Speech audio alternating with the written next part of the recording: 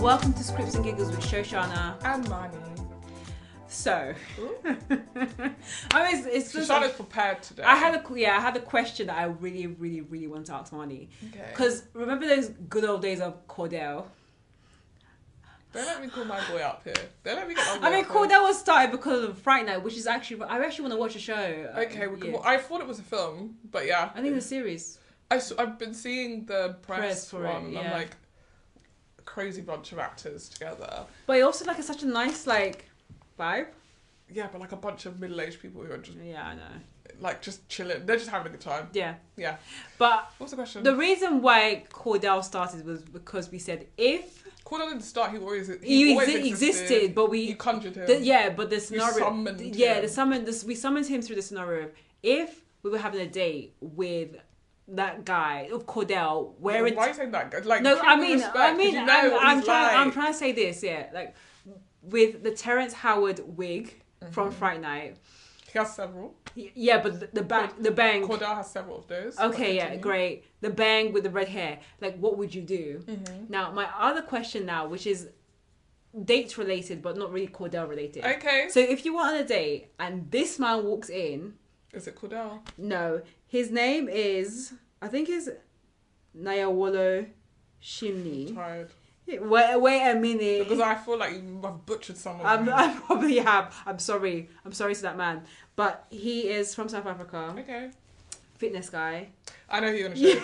I don't this- even need to see it. I don't even need to see If it. this dude I walks don't in, need to see it. if this I dude don't need to walks see it. I've seen in, this man before. what would you do? And for those who don't know, this dude, I keep on Google saying it. Google Just tell them it. to Google it. Google You need to see the image, but we can't put it yeah, into we it can't. justice. You have to see Honestly, it. his profile handle name is aerobics. Yeah. I can't even say the word. Aerobics Fitness South Africa. That's all you need to know. Say Vietnamese.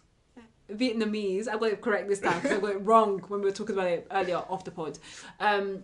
But if he walks in to your date Hold on. with that ass, that nash, what would you do? Well, me personally, yeah, I like Big butts, you can't lie. I like boys with their bum. When I see a hot man and he turns around flat, ruins my whole day. But Literally flat. It really ruins my day. I'm like, God, so close to being like heaven sent. Gorgeous, 6'1", nice hair, nice eyes, turns around flat. Flat arms. No, I can't give this to my children. We need to combine our genes, not you're coming in lacking. yeah, but you have some stuff so you can Yeah, balance. and you need to also. I'm not saying have the biggest bum in the world. I'm saying, yeah, let me see that. Yeah, you could grow juicy nash if you wanted. Fam, juicy. That man's bum is insane though. It's Like, actually that's crazy. It's crazy. And it's the fact that his butt does a 40 dent, like the cheeks indent. And you know that is a bum built almost entirely with squats, which is yes. crazy. That's why he's making money. Have you seen this guy? Let me see. I feel like I may have. Yeah, but that can't be real. I actually do think that is not fake though. I've seen it. In Oh so my many- gosh! Oh my gosh! No, that must be a BBL. That's got to be fake. Okay. No way. No, that can't be real. So I think it's fake, but It I've has to seen be it fake. so many times. It has to be like fake. he's either got like some like the shorts, perfect yeah. inbuilt like yeah. Someone's diabolical. I actually do like if that is fake. Whoever built those like pads, because that would have to be a butt pad, Yeah. I think that has must made somehow like the perfect butt pad. And is this okay? Because if you think about it, the thighs do correlate. it, does. Do you know what throws me off? I don't know what the name of this guy is, I can't remember. but the thing is the hips for me. That's how you know that given, the yeah. ass is potentially real. It's given. It's a man with Womana. a huge hip to butt ratio. Okay, have you seen this guy? Yes, that was the other guy I saw. His name is Nunzi. We're just basically looking at moment again. His butt is completely built by squats. It looks like he's got sweat between the cheeks. I'm not like this feels illegal. I'm not It does, like when I watch this absolutely video, wild. there's something about like the sweat marks. I'm just like, this is too horny. Yeah. I think I don't know how to explain it. Yeah, but someone's purposely doing that. Especially that other guy, the one from we talked about him last year. yes, Yeah, yes. him who is like big boy. He's literally wearing a thong underneath his leggings. He's wearing leggings as well. Like, come on. Like, he was, but a really nice ass. But I'm Like, so, really his nice ass is ass. good, but I'm sorry, I think it throws me off because it's on the man. Yeah. Cause that's why I say if you But go see, but don't you think it's weird that your man's going gym every day? Flat Flat ass. true, no, like I'm not saying you need to have like. Look, ideally you should be doing leg day as well as arm day. Every other day you need to You be should doing. be only doing leg day. What the hell? Yeah, don't but wanna I look at just- no flat booty. But it doesn't need to be Because if men can be like, yeah, girls need big bum, girls need big bum, but I don't need why a man- can't I be looking for a man with big bum? you want a man that's got a butt that's that big. I don't want you to come in and be looking at my bum when you've got no ass. I feel that there should be a balance. And I My think dream in life some of is this, to marry my equal. So yeah, you need to be double So- cheeked up. if that guy from South Africa with that ass walks into a date, what would you do? I would continue the date. I would tell him the Actually, thing probably is, when you- just so you know, Yeah. when I stand up, it's not gonna be the impact you had when you walked in here. Because I'm sure when you walked in this restaurant, everybody was turning around. Even the men was like, oh, put a wig on him. Like, whereas when I stand up, people are like, oh. Do you know what? The thing is, I don't think I would have the need Man, to just see the looking at ass. But if he's Videos of guys with fat well, bums. thanks, you're gonna change my algorithm. I really appreciate that. Yeah, But why? You will. Don't worry about it. Because I will be seeing nothing but men with big asses. But my thing is, if he's wearing leggings to that date, which leggings they is probably, mad, which is though. what they would do. Yeah, they But would why wear would that he wear leggings to a dinner? because he wants to show yes. No, he's not a hoe. Are you He wears sure? leggings to work. Yeah, but when he comes for dinner, and also because of like when, sorry, that reminds me of that episode of Girlfriends when that guy came with the Right, huge this one. hips. Is that a man? Yeah, No, I'm sorry. this one's nice, Jay. I know, but he's doing too much. I Like mean, he's doing too much. he's but- doing a lot. But I think it reminds me of that episode of Girlfriends where Right, this one. Joan goes, That's a cute "That's one. that's fine." The is crazy. Do you know what? It's just like the curvature is like a lot. I love it. I don't though. need a man with a big curvature. I Right. just need that sounds so weird, but I don't need a man with a big You know, if you suck curvature. that bum, the noise is loud. Ricochet. Yeah, literally. That's a But I slayer. just feel like I don't mind a guy with just like a little indent, like a not indent is wrong. Sorry. A little curve, but like not a huge ass question mark. The caption on this is crazy. What does it say? Bro packing on both ends is crazy. Oh my god! Like, No, the internet is wild. wild. It is wild. And people are also, so thirsty. because people are saying like men are trying to be like women. This is to me, it's a lot. I don't mind a man that But has why a, can't you, as a man, if you have an enjoy your body? if you're a man with a naturally big butt, which some of these men do, Ghanaian men, for instance, Yeah. stereotypically. Oh, that's no big generalization, but that's fine. If you got a big butt, you got a big butt. It is what it is. But if you are, I actually get continued finish. but sorry, I finish just it, feel sorry. like if you are purposely doing this to hoe yourself out, I'm that's not for me. Tell me you don't want to come home to this. You're lying to me. Wait, You don't hold. wanna Let me see his face. You don't want to see that. I on just your think sofa. I think that's a lot. It's just a lot going on. I could do maybe 25% less. 25% less. Less. I was like 25% more. Say this, I don't think I could date a man who was doing only butt exercises in the gym. Yes. That's weird to Because me. he needs to do leg day, arm. Because I like a guy with good arms too. Good leg day, arm day. If you want to do a few squats, you can. But like, don't feel the pressure to continuously only do butt. What's Butt, crazy is butt. he's posting all these videos of his butt. 478 likes. Don't do that. It's probably got thousands of views. Maybe. No, come out of it. Let's see how many views it's got. Oh, is that it?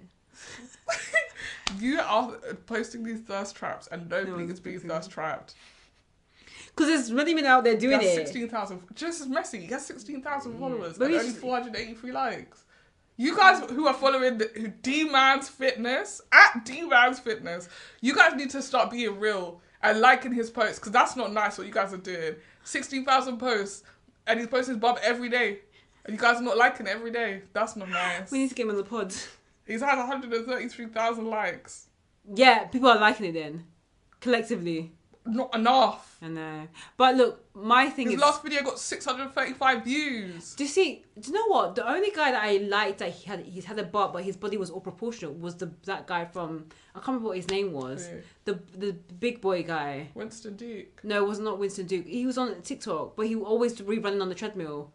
Oh, the white guy. The white guy with... Yeah, I bet. Alright, anyway. Yeah, no. I'm just saying, he just looked proportional. Everything made sense. Where Yeah, like, no, he was hot. he was hot, and he was hot as well. So I mean, he wasn't hot, but he was hot because his body was hot. but He his was body, like normal looking. yeah, but his body was proportional, and that's why it felt realistic. Like seeing that D-man guy down the street, I'll be like, what the heck is going on? His body is not disproportionate though. He has a woman's body.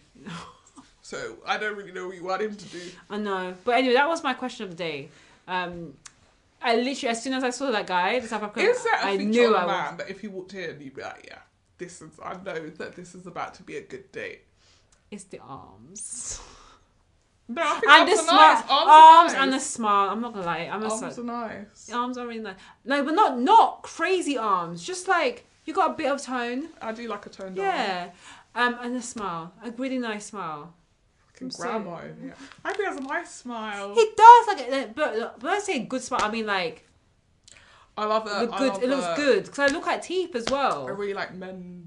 I was gonna say something that's. Oh, what? I was gonna say I really like the bottom half of men. Oh, sure you do. Like I like thighs. I like a bum. I like a good car. Wow. I really do. Wow. Yeah. Like I get there's it. something about it to me that feels very distinct from Well, yeah.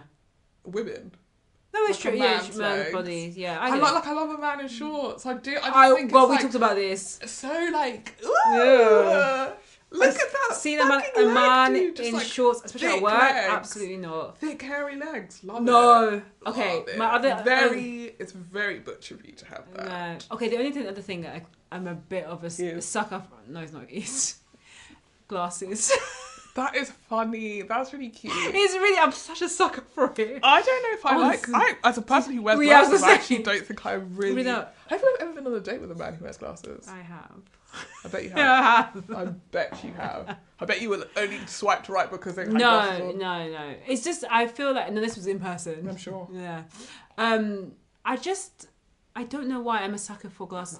Mind you, my eyes. Some days I wake up, my eyes are tired, and I have to start wearing glasses, and I've got glasses with me. But my brother's so annoying because basically everyone in the house now wears glasses, and he was like, "So I'm the only one with 20/20 vision. For now. I'm the only one with 20/20 vision." now. Shouting at the Wait till you hit rooftops. 30, friend. yeah. Wait till you hit 30. Because everyone got hit with the glasses at different ages. Like my sister was a little bit younger. Mine came like late 20s, like literally during the pandemic. I was like, Can't see. I can't see. Everything's a bit blurry. I have glasses and I can't see. I literally can't see at night time. That's wait with glasses on. Yeah. Really? At night time, good luck. Is there like night sensitivity? I think Dark. Oh. it's something about lights. Like Okay. lights for me, like they split and Oh yeah. like blood, so they take up a lot of my vision. Yeah. So if there was a person walking along, That's like I literally can't Oh my really struggle to focus on like, is that man, woman, is that a face, my is that hair? gosh. Like, could I describe this person? Like, not until they're like there, really. Wow. So like, I think I'm technically allowed to drive, but I actually wouldn't trust myself really driving at night. Yeah, maybe. You Like, should. oh, Or maybe because the road is just full of like yeah, lights. there's a lot of lights. And all those headlights, I if would it's- just be like, If it's those headlights, sometimes the headlights are too bright, and you actually have to tell them like, dial your lights down. Like it's too and I fucking won't bright. be like, it will just be a literally a sea of Yeah. lights. I won't be able to make out like the road Yeah. markings or anything like that. So Maybe it's better you're a passenger princess. Literally. Yeah, you were literally born to be a passenger. and that's why I need a man with thick legs Legs. to drive my cars. I'm actually finished. Yeah, no, the glasses thing. I don't know what. It's been there for a very long time. Is that your secret? Is that your secret thing that you're like, oh god, I don't want to have to admit this? I No, like it's this not. guy. It's not a set. No, it's not a secret. But it's. What do you mean? Like I'm trying to think if I have something that I'm like, It's not. It's because not. I'm not like, I would happily say that like I like men's legs. I do. What is the thing about men that I like that I'm like, god, this is embarrassing. To tell. Oh no. Oh, I love a moustache. Oh my gosh. love a Oh my moustache. god. Like a wait. When you say mustache, like Yeah. Poirot moustache. Uh, No, like a thick one. It's hard. It really depends on the face. It really Yeah, depends 'cause on the I'm face. sorry. Some people can pull off like I wouldn't say like thick like Poirot, but like a decent moustache. And someone at my work who has a moustache, and I'm like, Really? you are hotter for having this moustache to me. Sorry, like you have become hotter to me. I really like it's, and also it's something that occurred like I want to say in the last 5 years. That's really Like, interesting. before then, no. You know, I And then think- like, Is it because it started to get cool again to wear like I, don't, facial hair? I think I saw someone and I was like, damn, Black wife effect. you look good with a mustache. No, because they always have goatees. I don't like a goatee. I don't even Okay. necessarily really like a beard like that. No. But I do like a mustache. And then I learned that like not all guys can grow mustaches. And I was like, that's even better. You know- Weed out a whole Yeah. chunk. Of the You population. can't grow a mustache. But I think it's one of those things like some men will try and grow a beard but it'd be patchy. But if you can't do a patchy mustache. No, you can't. So you either have to commit or not. Yeah, so, some people can grow like That- basically stubble, Yeah. and beyond there, that's when it That's- starts to get really patchy. Yeah.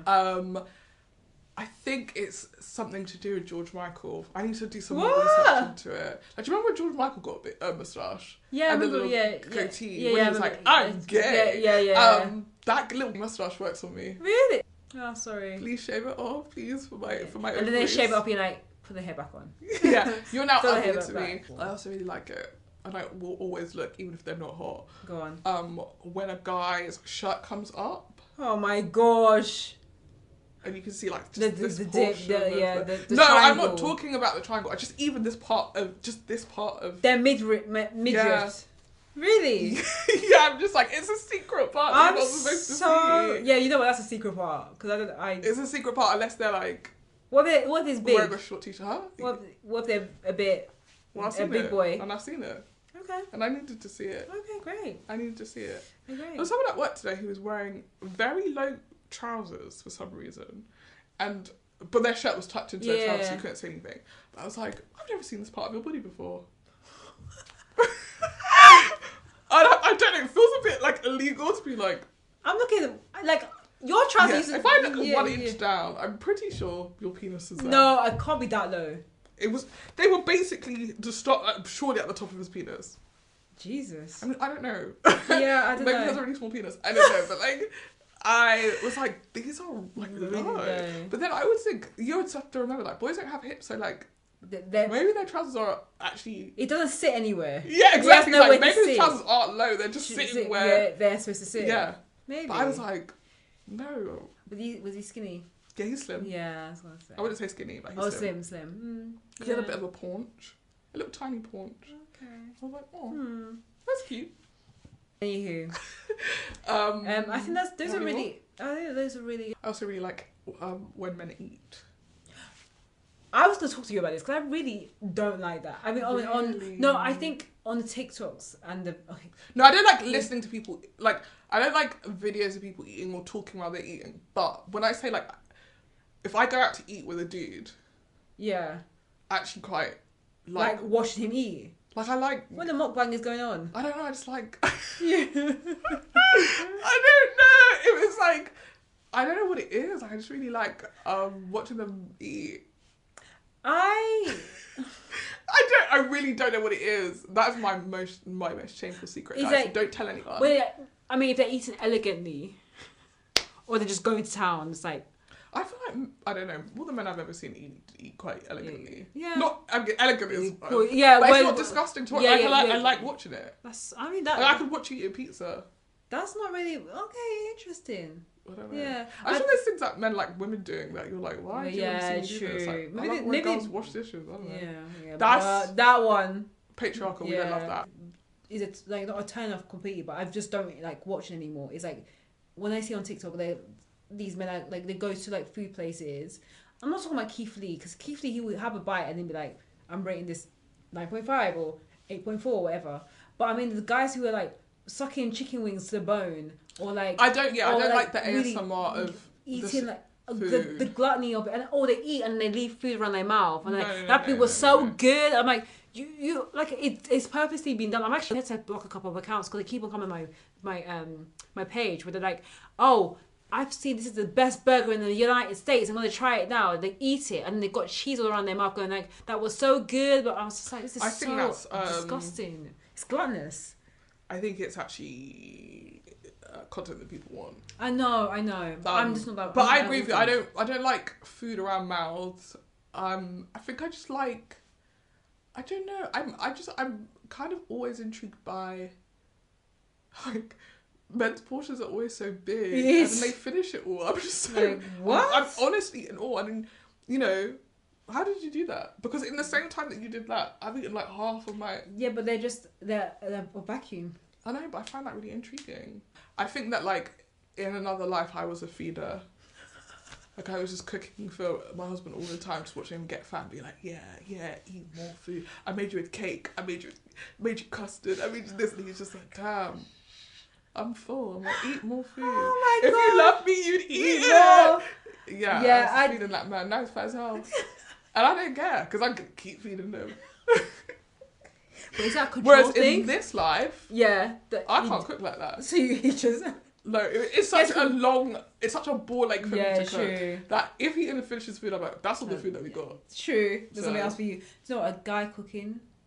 Now that is hot. That is really hot. Now a guy I cooking, deserve to be a fed. guy I cleaning, deserve to be fed. a guy doing anything that is the reverse Getting on his poetry. knees, scrubbing the floors. Maybe not that, but like Huh? just hoovering, Getting on his wiping the worktops, Cleaning. cleaning. In shorts. I think cooking. No, it doesn't need to be short. Just cooking. I think is a guy behind the kitchen. You're like, yeah, he's got control He's got control. of the kitchen, so that I don't have to.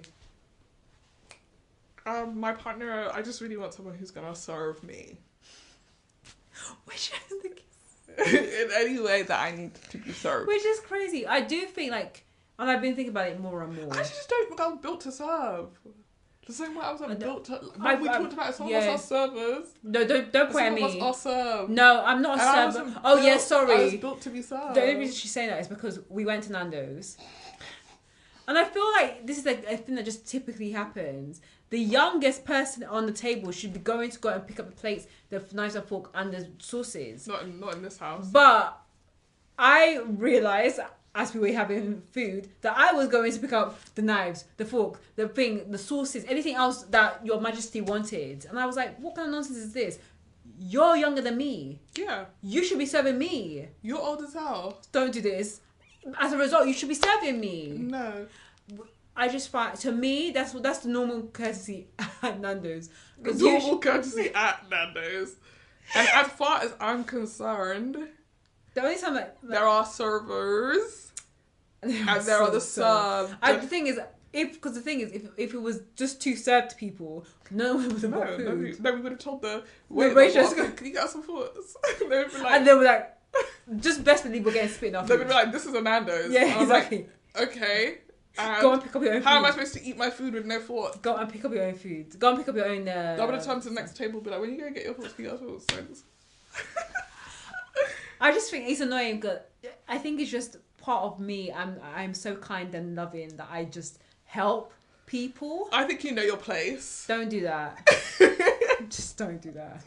I think you know your place. No, it's And your place is No. to serve. no. I just feel like I can't wait for someone to serve me because it's so hard. And that's your the crown is mistake. heavy, I man. don't be waiting. Heavy is the I get crown. served. Heavy is the Because crown. I'm a person to be served. I'm not to serve. I'm so done. I'm not to serve. No, I just think maybe The only like, person I'm serving best believe is the Lord. next next time we're going down this, watch. Let's wait and see. Let's The wait. only And see. person I'm serving is This the Lord. That is actually a lie. I will not be serving another person on the planet because no one is above him. No, but you need to submit to your husband. Amen. You can submit to your husband. Huh? We've had this conversation before. We have had this And conversation. you know what my answer to that is? What was your answer to say? Hell no. Yeah, my one was partner. I think I prefer to partner with him than serve him. I can't submit. There'll be some certain things that I will happily give him the control of doing, but we will need to have a conversation about it first. I can't submit because, like I said, I was only put on this earth to serve the Lord. So that doesn't. And I part can't of serving the serve Lord you. is that you must submit to your husband. And I. But Yeah. that being said, The submission is the needs- fact that I'm in the he- house with you. I could be one in the streets, but I'm here. The thing is, the Bible did say that wives submit to your husband, and husbands must submit to the church or submit to the Lord. Oh, we can say to a wife. No, unfortunately. Why can't we all be submitted? Actually, I do think, and I've been seeing, like, I've just been thinking about it more and more, that you want to be with a relationship, you would want to be with a partner that likes you more, that loves you more. Because it just... But we can't all do that, can we? I know Because if can't everyone all. was in a relationship where they're like, my partner loves me more. The man loves you more. Sorry, let me clarify that. Where the man or the husband loves you more. But saying Which that, I know is toxic, but like... sorry, we're about to go into pop culture news, We but will, but... men do not love women. Some men don't. How can an Olympic runner Okay.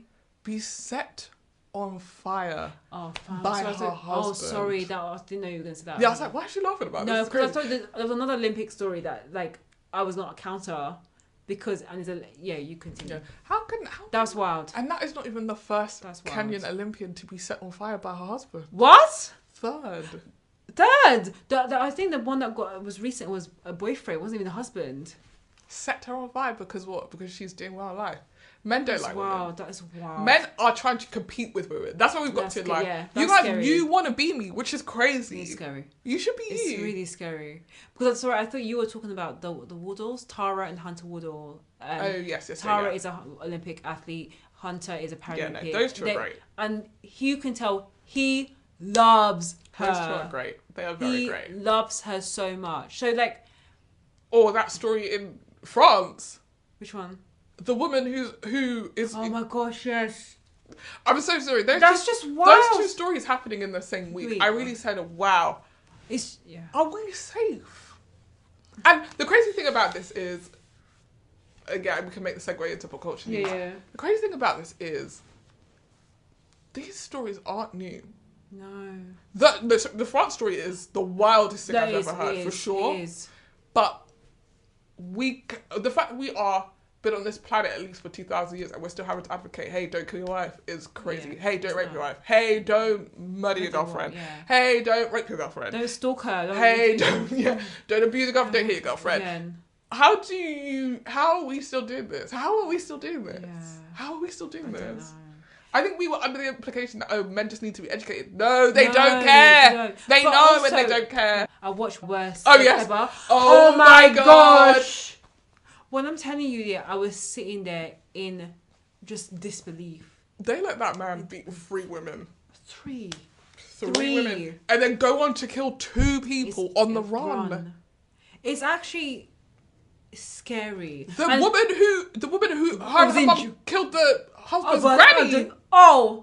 That was crazy. The woman that was in jail for what? Half a year. Sorry, that story Was- is nuts. it is And if so someone wild. doesn't, I don't know how I'm sorry. you adapt it. Film right. Film Yeah, I rights. know. I'm That so sorry. story is crazy. It's all on film rights. I've got another story for pop culture news. Can't wait to hear Yeah. it. That story, when I It's- told you, the whole time my jaw was on the floor. Yeah, same. I was just like, please let her not be in jail. I mean, I knew she wasn't in jail because she was talking, but Yeah. I was like, please, she has to get out. How is this real? They start dating. She finds out he has a whole wife and kid. Instead of to leave this girl alone, you come back to the house, you rape her. Yeah. She thought she was gonna die because you had like tied her up and put your hands around her neck. You leave. She goes to the police. You're like, cool.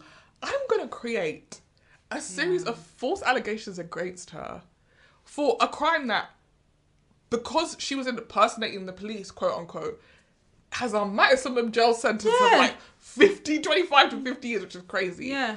Her bond, her bail was £1 million, $1 million. So she could not get out of prison. Meanwhile, the witnesses, fake. The victims, fake. Fake. And he's behind it all. Not even, he's going around telling everyone in the community that he Yeah. did it. The thing is, like, The one guy who comes forward, they put him in jail. jail. When that guy said, I just want to come forward to just let him know that guy, he's an arsehole. They said you're in jail. Jail too. You are part of it. It's just, you are part of it's it. wild. And then the last one with the sister dying and being killed because the sister knew, she saw this guy is not it.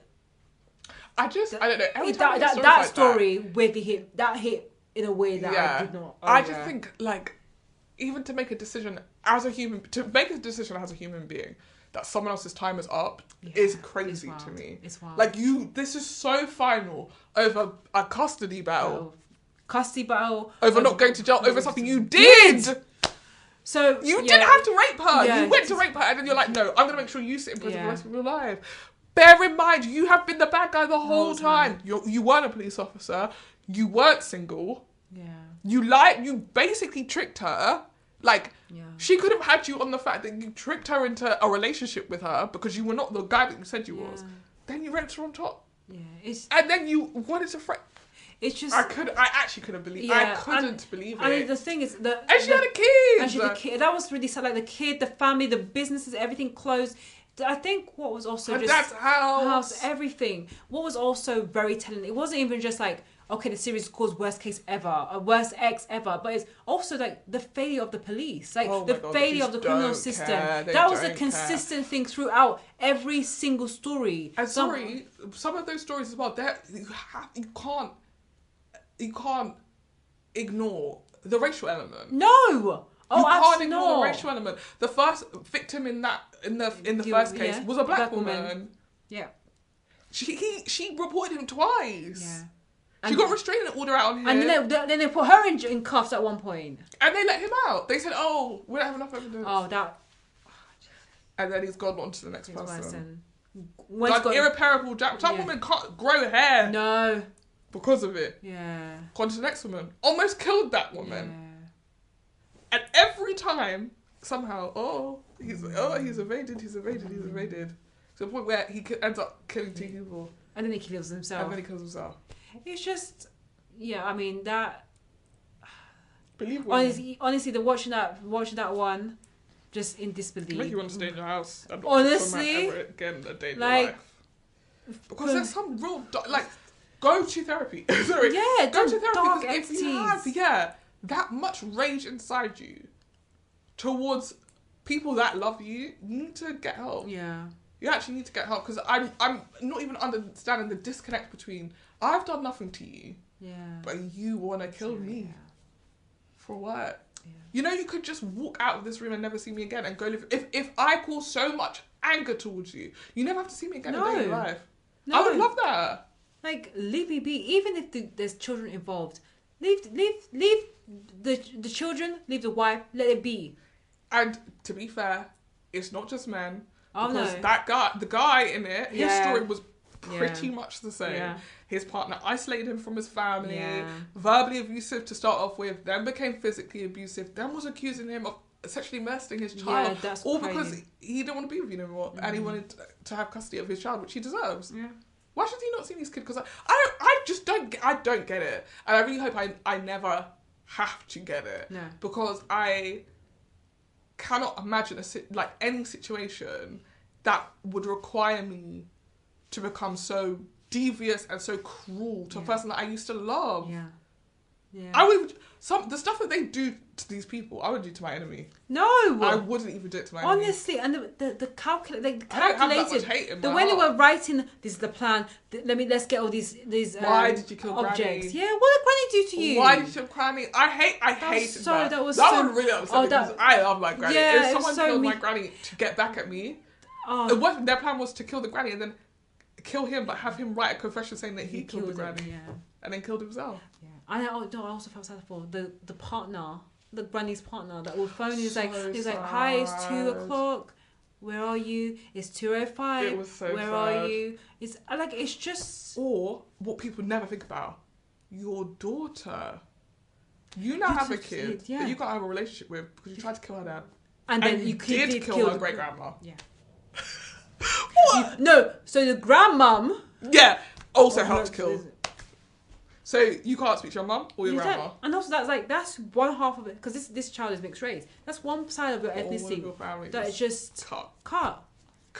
Completely lost that part of your identity, and that identity is linked to murdered parents. Same with the last guy. When you tried to have your ex-wife killed, you couldn't. You had her sister killed. How are you gonna have a relationship with your kids? People don't have a relationship with their parents for smaller things. You think that you're gonna kill either, if you succeeded, their mum, or kill their aunt, or had the mum auntie not answered the door, or the babysitter, one of the kids could have opened it. That man said, whoever opened the door was gonna get that bullet. Crazy. That kid, there could have been a kid behind that. To even set up your wife in the house where your kids live is mad. Yeah. It's mad. That was the thing about the O.J. Simpson thing that was always just like, as much as this story has become like just media fodder, those kids were in the house when that happened. Yeah. They could have come downstairs and found their mum in a pool of blood, and you was behind that. And you thought, at the end of this, I'll get custody of my kids and we'll live happily ever after. That's wild. I just don't even think a person who's capable of doing that to another person would not think to do that to their kid. Oh, no.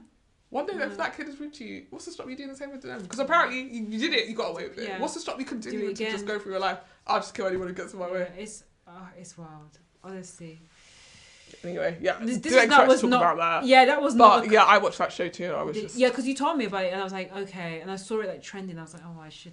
I was like, I want to watch it, and then that whole week was kind of like very domestic violence heavy because we had just come off watching It Ends With Us, which, perfectly honest, like just miles different in terms of how that exactly was handled. I'd watched The Worst Ex Ever beforehand. And I was like, it's funny, not funny. Real stories of this stuff. Yeah. You don't get that thing of, and I said leave me alone, and then we did, and then it was done. And also flowers shot, and I live in a flower, and my life is great. Like it's It Ends With Us is if middle class people were in abusive relationships. It's not about working class people. It is not about regular ass people. It didn't even have like at the end of the film like a warning card. No, they said good luck to you. Yeah, like it's actually wild. Because I think that film is incredibly irresponsible. It's so bad. I don't want to. I hope they don't come back with a sequel. It was terribly handled. It actually was infuriating when you actually watch real life stories. Like I'm watching the second series of Unreasonable Doubt, which is not like the best show ever, but this season also feels like a domestic violence case as well. And that I was literally watching one of the episodes today, and it was like graphic, like watching the husband beat the wife, and you're like, and at the end they had a warning card at the end, and I think did they ever trigger warning at the beginning? Maybe they didn't, but there definitely was resources at the end to like help people who may have been impacted by the storyline. And I just feel like It Ends With Us was just done so poorly, and then now what ends up happening, and what's falling out of it, of just more bickering and about two very well off white people. Come on, so bad. Yeah, I don't. Yeah, I mean, we said that we were going to review it, but like did we? Well, we were going to, but with Love Is Blind UK took up most of the time. Did we not review it? No, we didn't. We didn't. Oh wow! I mean, to me, well, let's say this is our review. That's our review. It was a Hallmark movie sprinkled with themes of domestic violence. Yeah, and Blake Lively wears insane outfits. And she also works at a flower store. We do not know how she makes money, but somehow she works at the world's most popular flower shop. Please, anyone who's listening who is a florist, let me know how much money you make. Maybe you're bullying. We just don't know. I think that she must have got money from her abusive dad at some point. Yeah, maybe, yeah. She lives too comfortably for a person who we don't see earning any money, really. Yeah. But even down to the fact that Atlas has opened an incredibly popular restaurant in the same town. It's like, wow, starting businesses seems really easy in this town. And of course, her abusive partner is a neurosurgeon. Yeah. Like, everything about it is so heightened. Yeah. Like, in real life, that's not the case. No, it doesn't make me want to read the book. What I do appreciate, I guess one thing I did appreciate is that him being a neurosurgeon basically said, like, even though smart, educated men are not immune to that thing, but like, even that, at the end, trying to be like, the reason why he's like this is because he accidentally shot his brother when he was a kid. Yeah. Be for real. You'd think if you witnessed that kind of violence as a child and it tore your family apart, you wouldn't go on to commit violence to other people. Yeah. I don't think that's what you would do. For real. But maybe it is. Who knows? Yeah, I found Jenny. Is it Jenny Slate? Is her name? But her character is so annoying.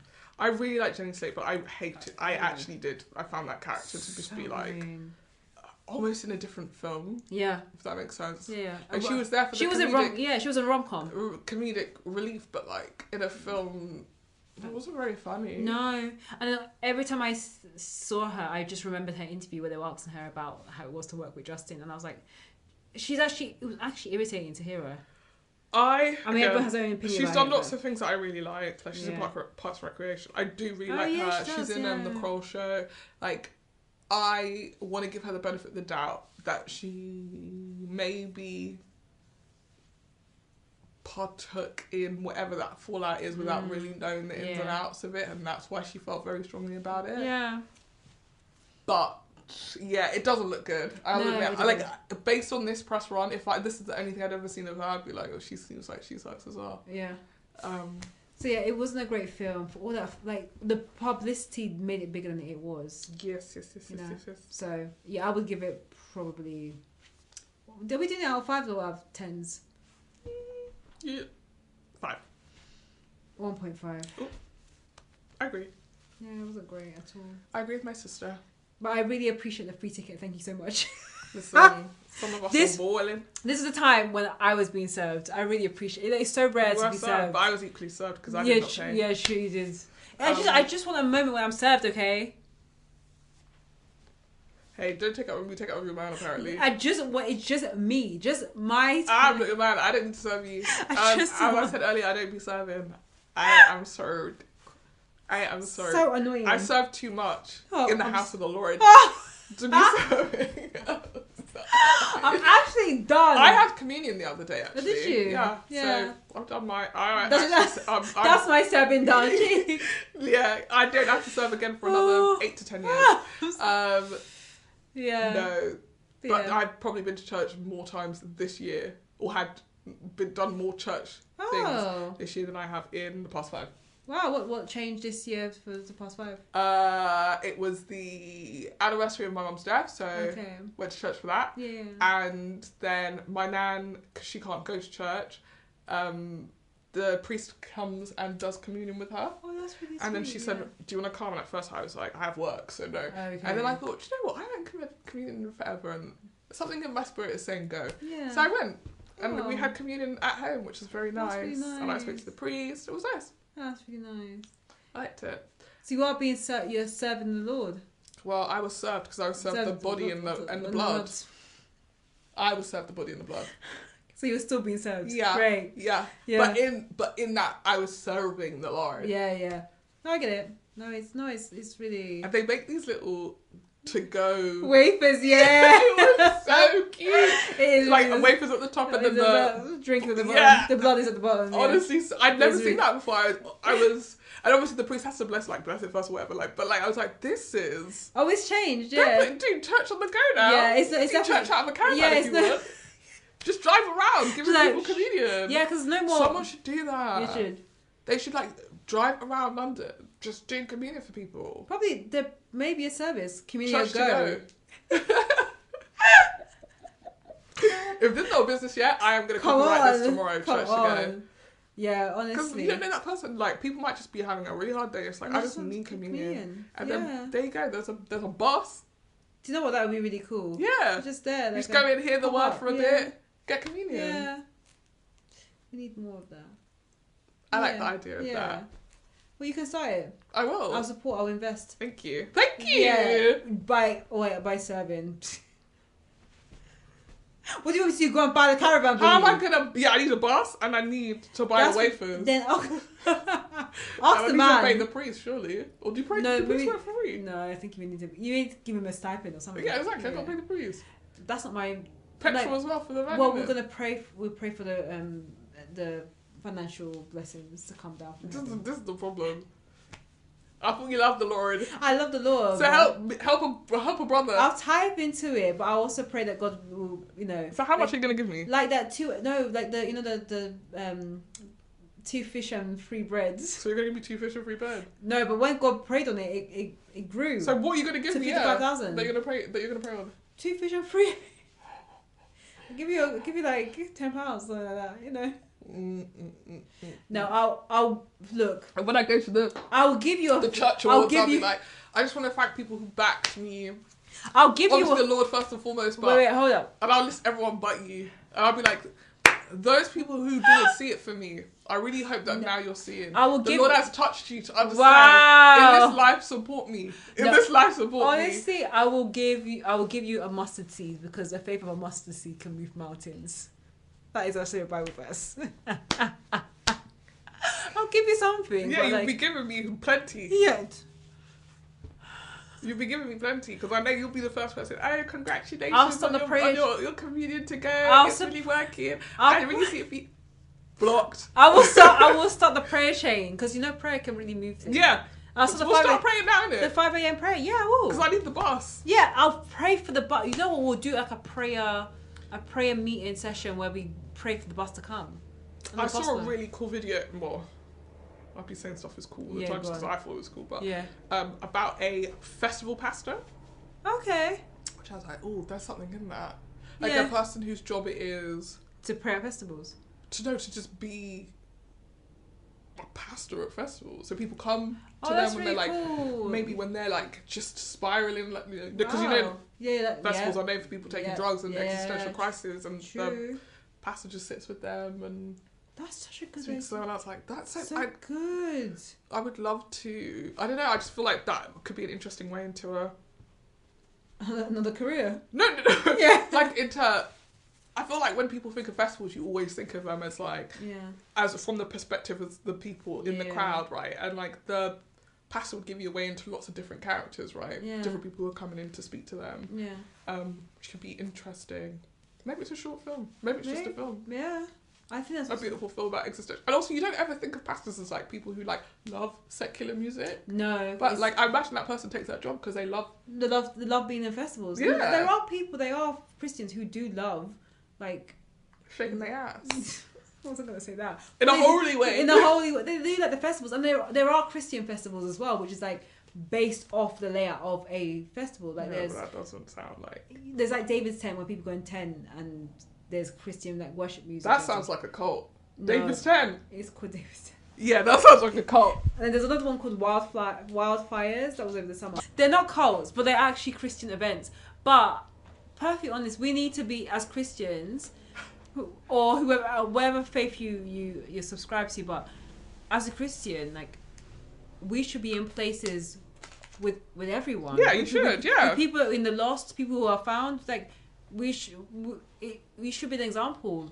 Be the salt and light of And the earth. also, you maybe before your favourite artist comes on, you just want to say a prayer to be like, I'm so Yeah. thankful to be in a position like, you know, like Amanda, every season, so she almost dies. Oh, So maybe she wants to it's pray like, before yeah. the festival, just to be like, wow, I really made We it. did. We have to thank God for Amanda because I did not know that was what was happening to her. Amanda, we'll get to her. We will. We haven't. Everything that's ever happened bad in the world has happened to Amanda. Yeah. Amanda needs to, I think about this yesterday when I was watching it, she needs to go to church because She I does. don't know what kind of curse or soul ties I would put on her because it's actually too many Yeah, things. a lot. And it's In the space of what they do 2 seasons of this show a year. and there's a storyline for her every single season because she's the one character. So we are jumping Last ahead. season she had cancer. Oh my gosh! Remember? Yes, yeah. Last season she had cancer. I remember the season before that, the baby daddy was missing. Yeah. Season Lost before that, she was going through a divorce. was yeah. Jesus. I didn't. When she said she was 47, I was like, I huh? literally saying, I was like, It's 47 with us because she looked good. Well, and also the well, I not the think black don't crack drinks. No, Yeah. she served at the bar. bruh. But even the twins, they are 47 as well. Twins. Jason and And they Brett. look it. It's only because they're tiny that Yeah. you're like, oh, they're so cute. They are small. But oh no, okay. We'll talk about Sunday Sunday because that was a funny moment as well. Yeah, we'll get into it. We'll get be into getting it. into it. We'll just jump. Well, we talked about pop culture. We're kind of in pop culture. Okay, let's so just continue what's your pop next culture. pop culture news? So we'll just do quick fire. Kendrick Lamar is Yes. going to be hosting. Hosting? Sorry. What do you call it? Performing at the Super Bowl halftime. Yeah, he's going to be Show. the headliner for the Super Bowl halftime show that next year. though? That's next year. Yeah. They announced it quite early because usually they announce it like towards the end of the year. Because they said people want to hear it now. Yeah, and then my Also, guy. they're like, we don't want Drake to be happy. He Yeah, started releasing it's music a- again. like, No. Because Drake was gonna come back with a round 2, and Kendrick in the promo said literally, "There's only like 1 round for winners, no round 2s." He's gonna drag this. He's gonna drag this. I saw till next year. a TikTok today which was like, if I was Drake at this point, I would make an attempt on my life and then have it fail, and then people would feel sorry for me, and they would just stop. And I was like, to be fair, he probably needs to come out and be like, I was hit by a bus, because Yeah. people don't care. No, people don't. We're all sitting here foaming at the bit, waiting Yeah. for Kendrick to do Not Like Us 8 times at the Super Bowl. Oh my gosh. We know he's gonna do it. To bring a giant Drake pinata out and like beat the shit out of him. Pow. Oh, I'm literally. Like, Drake, they basically Super Bowl said, Drake, you will never hit the end of this. This is going to go down in history in a way that even people who weren't aware of the Drake beef are going to be aware because we're playing at the Super Bowl. It's not even like the US. This is globally. I mean, they already dragged him globally with like all the BBL Drizzy stuff, all the when the song came out, but like this beef is going to drag to what, April next year, March next year. If I was Drake, I would just drop a quick song towards the end, drop a Christmas album, and then disappear for the next 3 months. Just remix all your old songs as Christmas songs. With like Christmas bells, yeah. You used to call me on my sleigh bells. Just like, I don't know, just been doing weird stuff like that. Just do that and then disappear, dip, and then come back in the summer next year. I think he needs to do what Kanye did and come back and say he's Christian. Yeah, Sunday service really. Because rebrand, Christian again. Can't be mean to me because I'm a good boy. But the music was like the Sunday service music was really good. Like, I use it for running. Like it just pumps you up. But yeah, do that. But then you need to stick to it because Kanye, he's we pray for him. Other news. Talking about adaptations, because I know you were talking about film adaptations for. Oh, they're adapting. Who the F That Marry with Octavia Spencer. Is it Octavia Spencer? Natasha Rothwell. Yeah. I'm so happy to hear this because, we followed the story. We had thoughts about the series. I mean, the story, I hope they find something else to do because I don't want to watch her try and buy 8 houses. No, I do. And their house is flop. I do feel like who are they going to cast as Legion? Yeah, man. Who are they going to cast as Legion? Because Natasha Rothwell is also going to star as Reese Tisa. But Legion... Didn't we talk about this? No, we didn't. Oh my gosh. Because we've seen how Legion looks. Who's your Legion? Oh, that's hard. Okay. Lawrence Fishburne. Oh, yeah. He's too old. Okay, there's this dude, but he may be too old now. And I can't remember what his name is. But he's in like a lot of like African-American films. He's got like a round head. Could be anyone. Absolutely anyone. As always, Shoshana's been incredibly helpful. I have no idea what his name was. What is he in? Start with that. That's even worse. I can't wait. Oh my god, this is so hard. It's actually hard because I can't think of a man who looks like Legion.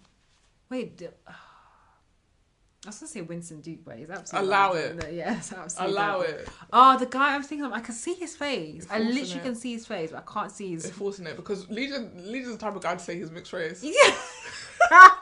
Everyone I can think of is too old. He's too old. Like, do you know, he doesn't look like him, but I think he's kind of the age range. Who? The guy from This Is Us. Oh, Sterling K. Brown. Yeah. He doesn't look like him, but he's the right age. And he's charismatic enough that you could buy someone falling in love with a man like that. True. Even though he's a liar. True. Because you have to cast someone. I've watched the first episode of Chaos and I was like, you actually have to, like, with a character that despicable, you have to cast someone who's so charming that you can believe that someone would fall in love with them, even though you know what's coming. This is the other guy. He's not the exact guy I'm thinking about. Unreasonable Doubt, the guy that casted for this season, Morris Chestnut. Okay, yeah, Morris. Oh, Morris Chestnut would be a good one. But I think he's definitely got the charm, and he can make him too good looking. He's too good looking. Morris Chestnut. You need somebody who thinks they're really good looking, but actually is quite mid. Maybe there could be a newbie. Maybe we get a Brit. Do we have any Brits that would fit? Yeah, John Boyega. You're mad. Stop disrespecting this boy. It's crazy. Oh my god. You know he's not the right age. No, I know he's not. What about Chiwetel? Who? Chiwetel Ejiofor. No. He's the right age though. He is, but I don't think so. I'm just trying to find out the guy Or David. Oyelowo. Oh, no. Wait, David... They don't look like Legion, but I think they're in the right age range. Yeah, no, thank God. Actually, you know what? You're right. I think he could be a Legion. Remember, Legion said that he played arena football, so you need someone who's big enough that you could buy that. You can bulk him up. Yeah, arena football. No, okay, the guy. Okay, what was the guy I'm thinking of? Is actually Terry Crews. He actually did play football, didn't he? Terry Crews. Oh yeah. Yeah, but. Yeah, I actually think he's perfect. I think it's Terry Crews. Maybe, but I don't feel like. I think it's Terry Crews. They need to make him a bit more big guy. Yeah. Like, this is who Legion would be posting pictures of saying, this is me. This is me. Legion's a profile picture is Terry Crews. I think it's Terry Crews. 100%. And also, I think he would be down for it. And also, because he has the last thing he did really was Brooklyn Nine-Nine, where he played like a very lovable character. true. I think it would be a good move for him to pivot to play someone like That's this. a bit more serious, To give him, to show that he's got the range for it as well. Yeah, Lawrence Fishburne would have been so Yeah, I perfect. did say Lawrence So Fishburne. he would have been. So I'm just looking at the other guys. Martin Lawrence is too old. Blair Underwood, but he's also a bit too old as well. Can I see a picture of him? Oh yeah, I like him. Yeah, but he's much older now. Not Wesley Snipes. No, yeah, the guy I'm thinking of. Oh, Tyrese. I was thinking of Tyrese, but Tyrese is so problematic. Okay, not Tyrese then. But maybe. But he's the right fit. Omar Epps. Yeah. Maybe, yeah. I mean, this picture makes him look very pretty, but like, yeah. The guy I'm thinking of, not Chris Tucker, not Jeffrey Wright.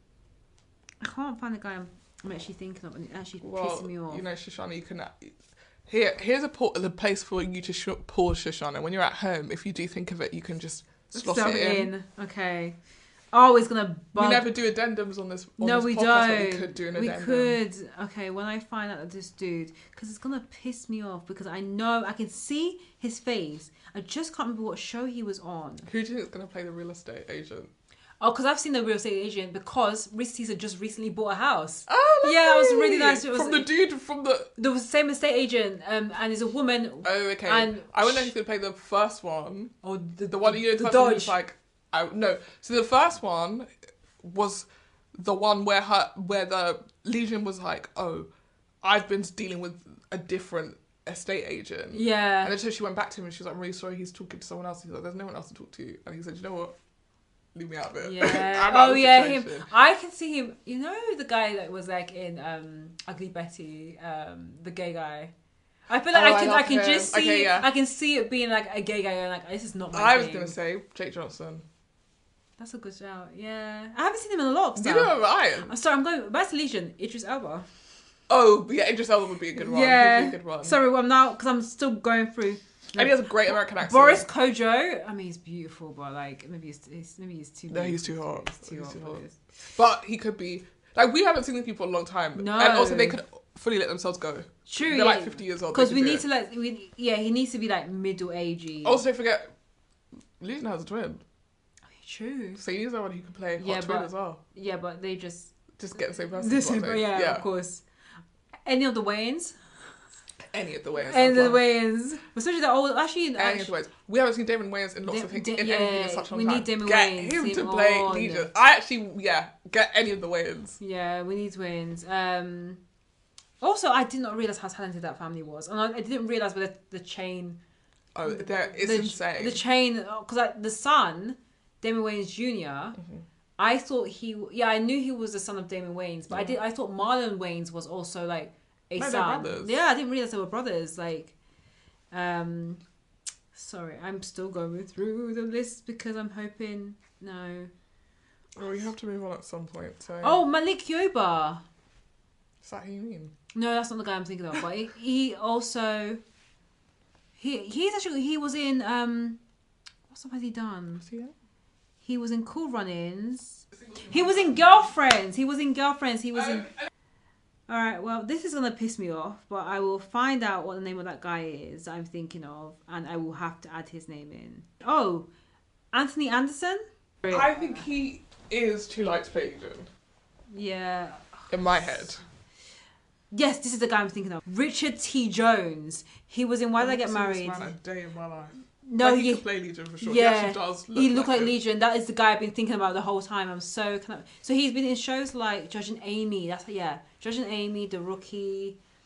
He's not like the biggest in the face, but yeah, he was in Why Did I Get Married to. He is my top choice, and then Malik Yoba I think is a good shout. He's a bit darker than Legion. I'm so keen to see how it's all going to play out. Let's get Terry. Yeah, Terry. There are actual big hitters, and then there are people that look probably more like him. Yeah, true. They're true. So yeah, that's gonna be really exciting. Yeah, really exciting. Really exciting to see that. I'm so glad, and especially given that Risa Cisa didn't get a lot of money from TikTok for that series. So for her to be getting the deals now, being able to buy her own home, she went to London. She's doing everything on her list. She finally got to go to London. She did. So it's just been following her story. The true ones have stayed, so that's really. I haven't, but like I just see that it it's comes nice, out. It comes it's out. nice to Yeah, hear it that. comes out. That's so interesting. I watched that whole series, and TikTok has never once suggested any of her other videos to It's me. crazy. It only by chance I saw the Reese Teaser one. That's crazy, It because is you would nuts. think if you watch 50 videos from someone, Yeah. or what feels like 50 videos from someone, they would just continue to suggest that person's content. Because TikTok how is scary. That's what I mean. Because how these big TikTokers who have got like millions and millions and millions of followers that we actually perfectly honest, I don't see like I've never seen. Charli Anderson. is it Anderson? Yeah, Charli D'Amelio. I don't see them, but Yeah. I'm not in that TikTok world. I am in a new. I'm seeing a lot of. There's this guy called Cole who interviews people in Japan. I've Okay. been seeing a lot of his videos. Oh, is he the one that recently. asks people like, "What's one thing about Japan that you didn't realize or you didn't?" No, know? no, Oh, no. okay. Right. He'll ask people stuff like, "Have you ever cheated?" Okay, that kind of thing. Yeah. Yeah. And then because I watched those, I'm now getting suggested other Japanese interview videos. Okay. And then I saw one today where it's like, name 3 black people, and the guy said Oh God, what did he say? a footballer, Okay. another footballer, Okay. and then he said Justin Bieber, and then he said a musician, and then he said Messi. And I was like, oh my god, Wow. I don't know what is going on in Japan. We were talking about like the whole light scene kind of conversation that happens on Pop the Balloon, and maybe And the other thing that's really interesting about all these Japanese interview videos is so many of them are like have dreads. the Japanese. Yeah. Wow. Like they cosplay black culture, and then you'll ask that person, name 3 black people, and they say Justin Bieber is one of the people, and you're like, oh, okay, cool. Oh my God. But interesting, I wonder if you do the same thing here, where you went up to someone who was, I don't know, wearing anime clothes, and you said, name 3 Japanese people. Yeah. They would also struggle they to do struggle, that, because they see Japanese culture as something like to be consumed in a like pop culture type of way, True. rather than like, you know, people live in Japan and Japan has a very rich history, Yeah, and true. lots of things have happened there that shaped that world. Yeah, very interesting. It is. I always find it when we like, I remember being at uni and this guy being like, yeah, I'm gonna move to Korea, I'm gonna move to Korea, and it's like, I think you think Korea is a trend, which is crazy because it's a whole country. Yeah. That is very mad to me, and a is- race of people that you are like go there to be like, super kawaii, I'm gonna have a really cool gap year, and I'm gonna get a Korean girlfriend. I think it's because Korea has invested so much in their pop culture. Like it, even like the K-pop industry. I think it's is more like than that. billions. I think that white men specifically Yeah. fetishize But- women of colour, particularly Asian women, as being subservient and Yeah. obedient. But I had this conversation with someone I used to work with where I said actually that you've seen this trend that there's a lot of black women or black people that really love Korean culture. K-pop. Which K-pop, K-dramas, like Yeah. it's really interesting. I have a big friend of mine who went to Korea for like a few months but it's because she was so like fascinated by the culture. She started learning the language. But I always question like, what is the fascination? What's black people's fascination with Korea? Yeah, I don't know. I don't know. But it's really interesting. Even like my cousin, like we all used to share Netflix, and like every now and again we'll go on each other's profiles, and okay, I'm watching like whatever's trending and dramas. Love and is Blind comedy. Sweden. Yeah, exactly. And she will be watching like K-dramas, any Asian drama basically she'll be watching, and I always wondered like, what is the fascination with it? Is it because when I was talking to my friend about it, he was saying, you know, there is some parallels to like how the culture is with like African culture, which I think that there may be, because there's something that's quite relatable. I also think storytelling wise, Yeah. K-dramas are told quite similar to Nollywood. telenovelas, Yeah. which are told in a very similar way to Nollywood films. Like the Yeah. way that we tell stories is probably quite similar, Yeah. and that's why it's easy to digest. Like I'll never forget the first time I went to Ghana that like the most popular prime time show on a Sunday evening Yeah. was a telenovela. Yeah. A Telenovelas massive. dubbed show called La Patrona. I'll never forget it. Wow. And it was a wild, and it's soap. Yeah. So like Oh yeah. theoretically, EastEnders would do great in Africa. Would do great in Korea probably, and yet it's relegated to here. Yeah. Where people don't respect it enough. Nope. It's not easy to make soap, baby. It really isn't. I have not watched EastEnders religiously since university, which is crazy. I also stopped watching it at university. That's like 13 years now. Yeah, and now I only watch it when it's at my nan. No, I watch when it's her. Okay. My nan still watches her soaps. Yeah. Religiously gives her day structure, really. Yeah. And so I know roughly what's going on, but there are like whole swathes of characters. I'm like, I don't know who the hell this person. I don't know who that is. I mean, I don't know what they want. After like not watching it after uni, I would only then watch it at Christmas, at the Christmas specials, because it was like a tradition, and then be the annoying person going like, who's that? But I would say perfect example of soap storytelling. You don't have to have watched every episode coming up to the Christmas special to watch the Christmas special. True. It probably doesn't mean as much to you because you don't know that this has been tension that's been building. But like, I remember that storyline with Grey, the like serial killer. Like that story had been building for such a long time that at one point I was like, oh, I just wish they would just catch him by now. Yeah. And actually, it worked at Christmas to have him like, you know, kill Mick's sister. You're like, oh my god, where this is sad. You're just saying names. Yeah. Names. I don't know any of them. But they had a job recently open up for their script. Oh really? A script, yeah, in their script department. What are you thinking? No, I've already got a job, but I hear that it's very, very hectic. But I think my nan would be more proud of me if I worked on EastEnders than really? If I wrote a book. I genuinely think she'd be so proud to tell people that I write for EastEnders. Yeah, I think writing for EastEnders like probably writing for SNL. Yeah. And I remember hearing about an interview with Adam. What's like one of the famous? Sandberg. Adam Sandberg, yeah, talking about why he eventually quit after 7 years of SNL because he was like, I had no life. Like the structure of SNL, weekly, you're writing constantly, and then his skits were always like specials and shorts, so he was always filming like on location, yeah. So it's always stressful to the point where he realized he had no work-life balance, and a lot of writers' talent from that show experienced it. But you think about someone like Kenan Thompson, who's been there for like 20 years. Yeah, but at this point, I don't think Kenan writes as much as the newbies.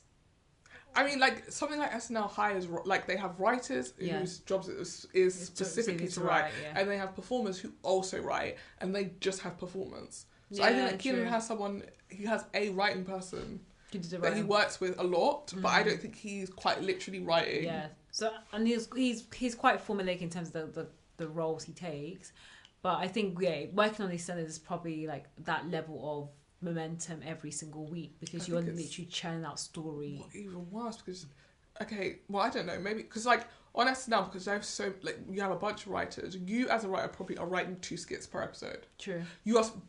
But bear in mind you're spending a week on your skit, which is completely fair, but you are writing 2 skits per episode. Yeah. On EastEnders, you are writing an entire episode of television, which is now that it's like 25 minutes, you're writing 25 pages. Less, probably 24. Yeah. 24. Actually, no, EastEnders doesn't have any breaks, so yeah, exactly 25 pages of scripts, but you're writing A plot, B plot, C plot, and D plot. So every episode has this continuing A plot, then it has a B plot, then it has a C plot, which will be just a story for that episode, and then a D plot where it's like, we'll have a scene that's just like for comedic value. Wow. And that is all part of a much bigger machine. Yeah. Like, you're picking up A plot from whoever was writing before you.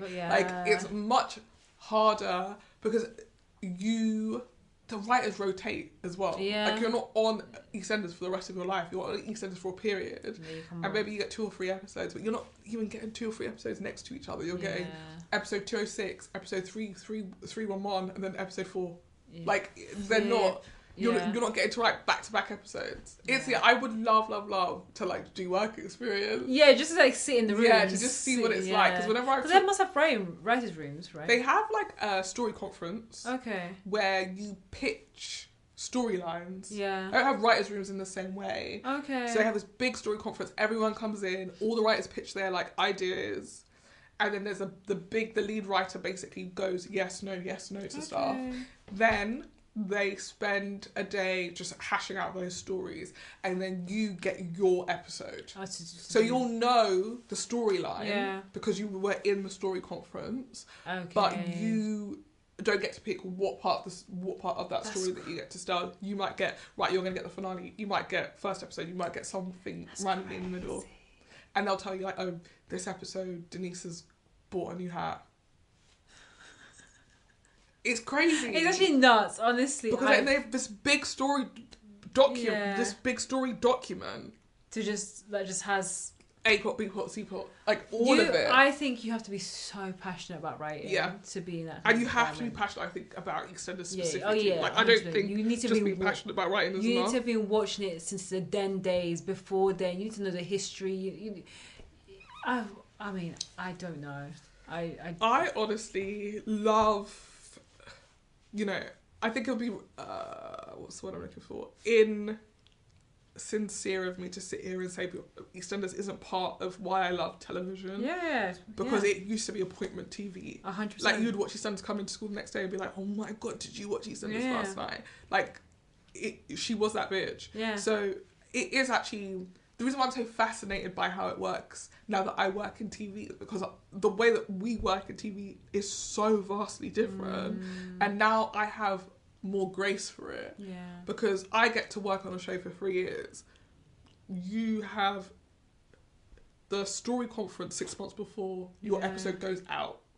Oh, is that far out? Yeah. I thought it was way sooner, yeah. So you have that story conference, maybe a week or two later you're getting your episode. Yeah. You're going to have to deliver within a couple of weeks because they're going to shoot it. Yeah, so and then in 3 months' time, it'll you'll end see up- your episode. Yeah.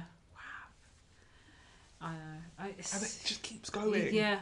That's the crazy part. I mean, honestly. I'm trying to think of what shows I would have loved to have written on if I was ever a writer. That's not my ministry.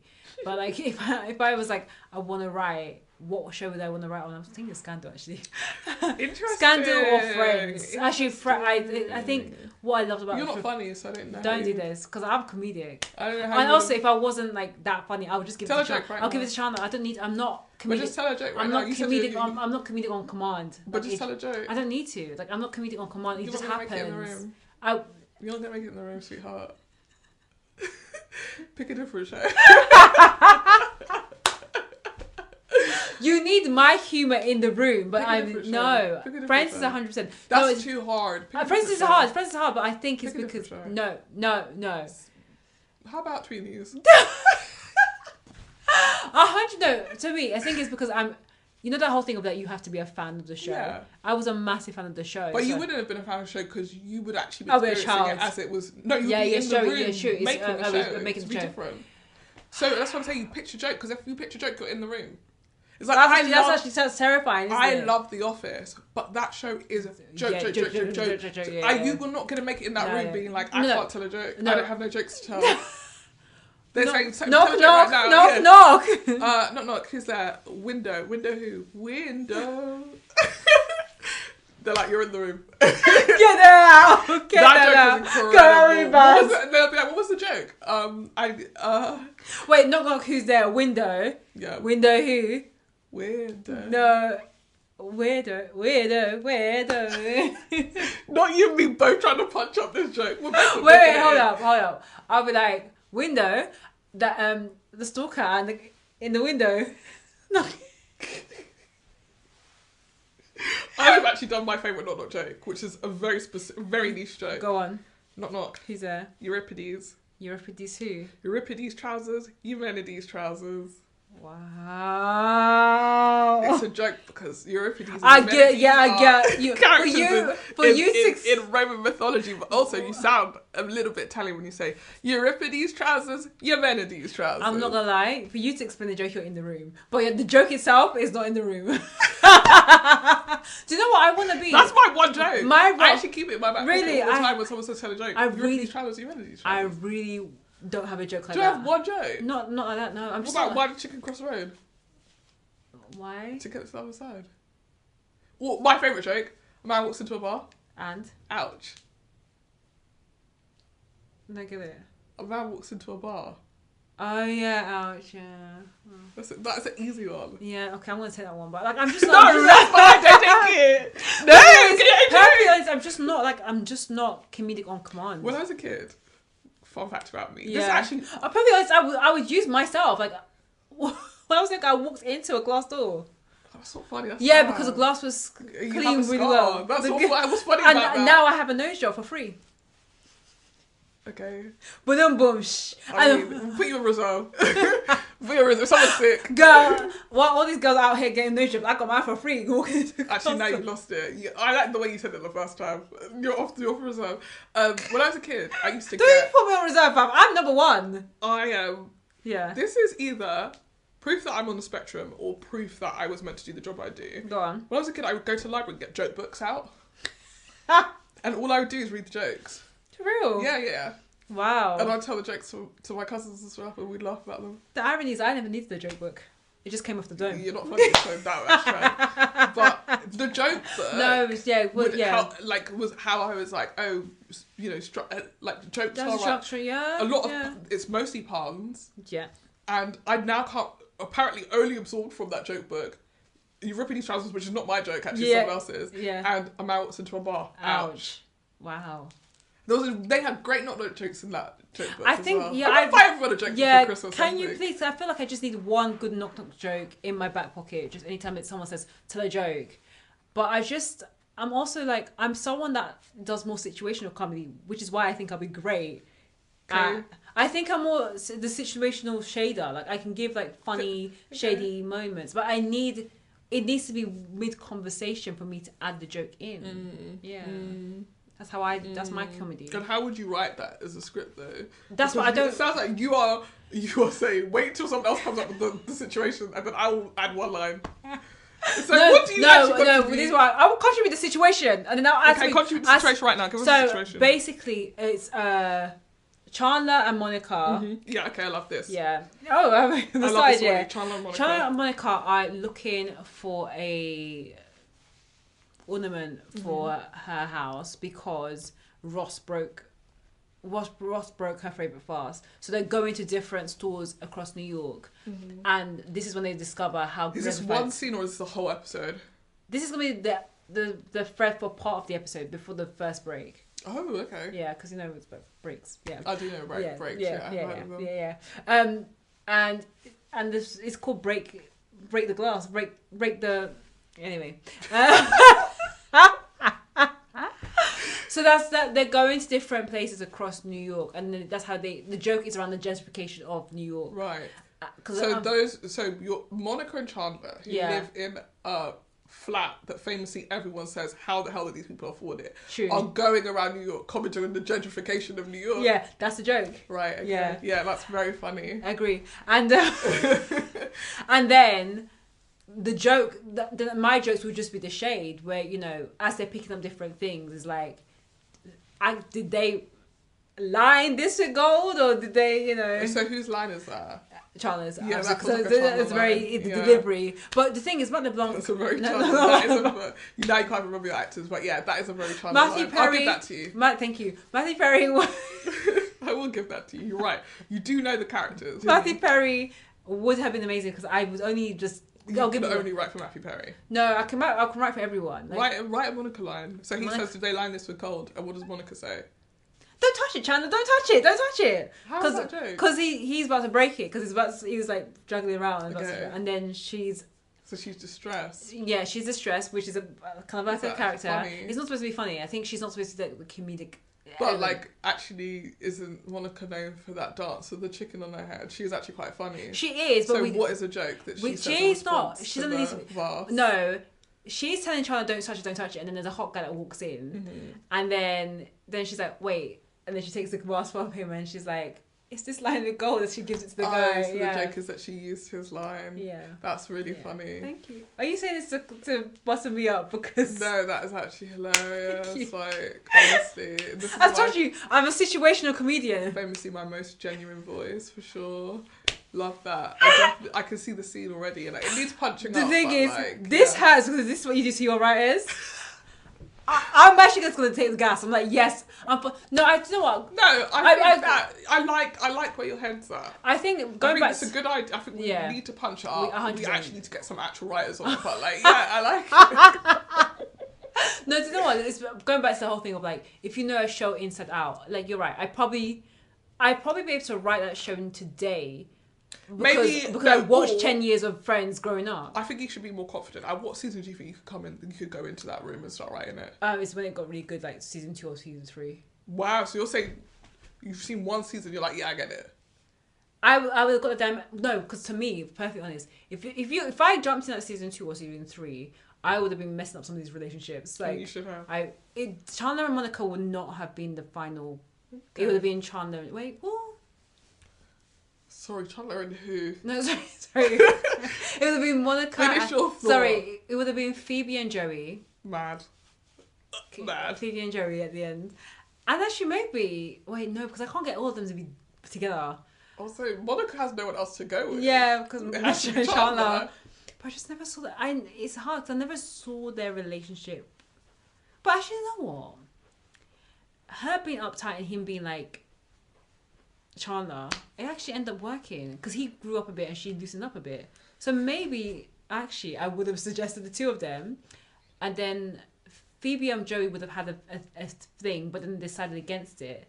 Kind of similar to what almost happened with Phoebe and Ross. Like one time they were going to make out and then he hit his head on the snooker table and they said not to do it. So I think that's going to happen. But it'll be really jokey and funny. And then Joey would meet someone but be very loose in situation, like kind of how it happened. And then Phoebe will meet a Mike. Poor Rod. Yeah. So basically I would have written what ended up happening. Always put Phoebe with Poor Rod, no matter what happens. Yeah. Unlike you, I think I would want to write for a pro-black show. I knew you were going to say that. I would like to write for, actually, I would have loved to write for My Wife and Kids. Yeah. That show's very special to me. That is a show that I would have been really, really proud to be in the writing room for that show. Because it was just so funny, so bloody funny. It was, yeah. To be like and it's not like a family show, like jokes for adults, so jokes for kids, And there's so many. All Fresh Prince. Yeah, there's so many aspects of My Wife and Kids that there's still some things that we can joke about today, and it's still feels relevant, even with Fresh Prince as well. Open the door, close the door. I am so confused. The mum always taking karaoke too seriously, and the fact that that she can actually sing. Yeah, but then she don't. But they always make on the show because it's too it's just so funny. It's iconic. Junior saying, "Can I go out?" and then Damon Wayne's going, no. It's just it was really iconic, and also it was such a great portrayal of a black family with their husband and wife in their house. The dumb son. Dumb son. The dumb daughter. But then the youngest, kind of dumb, but the boyfriend was Franklin. Yeah. So, yeah, I mean, definitely, if it was my will and my wish, yes, I love Friends, I would want the black version of it, which was called Living Single. I would love to write. Well, you never watched Living Single, so why would you? You're right. That show? No, I would love to write a black British version of that. Really? Of Friends. I would like. Which would be so unrealistic as well, but For my white show, I will pick. Oh, it's so hard. We do Parks and Rec.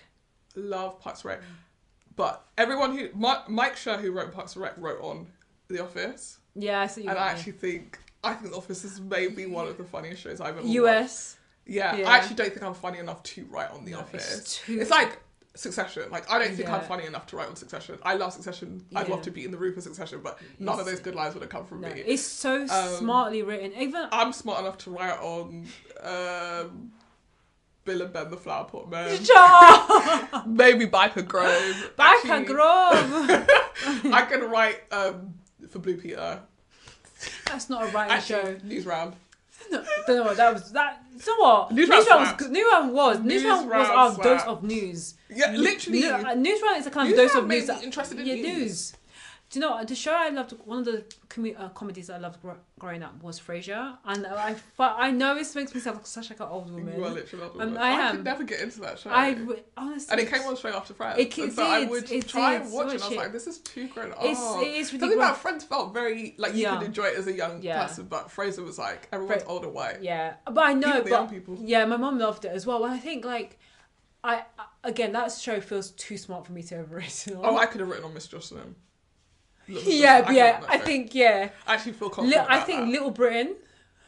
Could have written on Little Britain. I don't think they would let you on that. No, I feel like they wrote everything themselves. I feel like it was countable, like cancelable. Yeah. No black person could have been in the room when he was like, I played Bubbles, who was a fat black woman. I'm in blackface and a fat suit. Just absolute. Lenny Henry I also have a character called Ting. Oh, Ting from Two Ting. I didn't even know Two Ting was a place. People would play that. Like, my name is Ting Tong from Two Ting. I was like, and I remember it so well. I also have a character who is a Chav. I also have a character who is disabled, but he's pretending. I have a character who's the only gay in the village. Yeah. Every character on that show. So actually wild. I'm so mad, sorry. Mad. Yeah. And I don't know why I was thinking about this the other day. I was also thinking about Catherine Tate. Yeah, Catherine Tate's character as well. And I was like, there's something a bit insidious about. And like on the one hand, it's like it's okay for white people to poke fun at other white people who like appropriate blackness in a sense. Yeah. But the joke was these kids are talking like they are black or whatever, or from London and that, and isn't that so funny? And it's like, but you do realise there are actually kids that do talk like this. Yeah. And they're told not to talk like that. Yeah. Because Yeah, I don't know. I was thinking about it the other day, and I was like, it's wild. I said, are any of those things that we used to love as a society? Do any of them hold up? Like, are we allowed to like any of them? I think we're allowed to like them in the comfort of our own home. Because even she had a gay character. In her show. Like, how very dare you? That guy, he was gay. Oh yeah, I think to be perfectly honest, people probably still make this joke today, but it's so unwoke. Like it's. Like now you just be like, this is icky. Yeah. I mean, sorry, I hate to talk about the show because I've never really seen it. But Mrs. Brown Boys, the fact that he's in drag does bother me. I'm sorry, really? It does. Why? It's one of the why is he playing an old woman? Like, what is the joke here that he's a man playing a woman? Could we not say this about Medea? Yeah, exactly. Yeah, what's the joke? Because now that I like understand drag, and understand drag as an art form, these shows feel a bit more insidious because the joke really is, ha ha ha, isn't it funny that I'm playing a woman? Probably, Which is not what drag actually is. It's not ha ha ha at the expense of women. Perfect honest, and I hate to say it, for some people, that is the most palatable form of drag they'll ever 100% in their homes. I remember I saw a video which was like, this person was like, some of these, some of you men are gay. You are gay. But they were talking about specifically like, you wake up in the morning, first thing you do is put on a wig and a dress. But you hate gay people. Look inwards. You're obsessed with women. And not in a good way. You are the same people who will be saying, my wife should be at home cooking and cleaning. Meanwhile, you are shooting skits of you dressed as a woman. Yeah.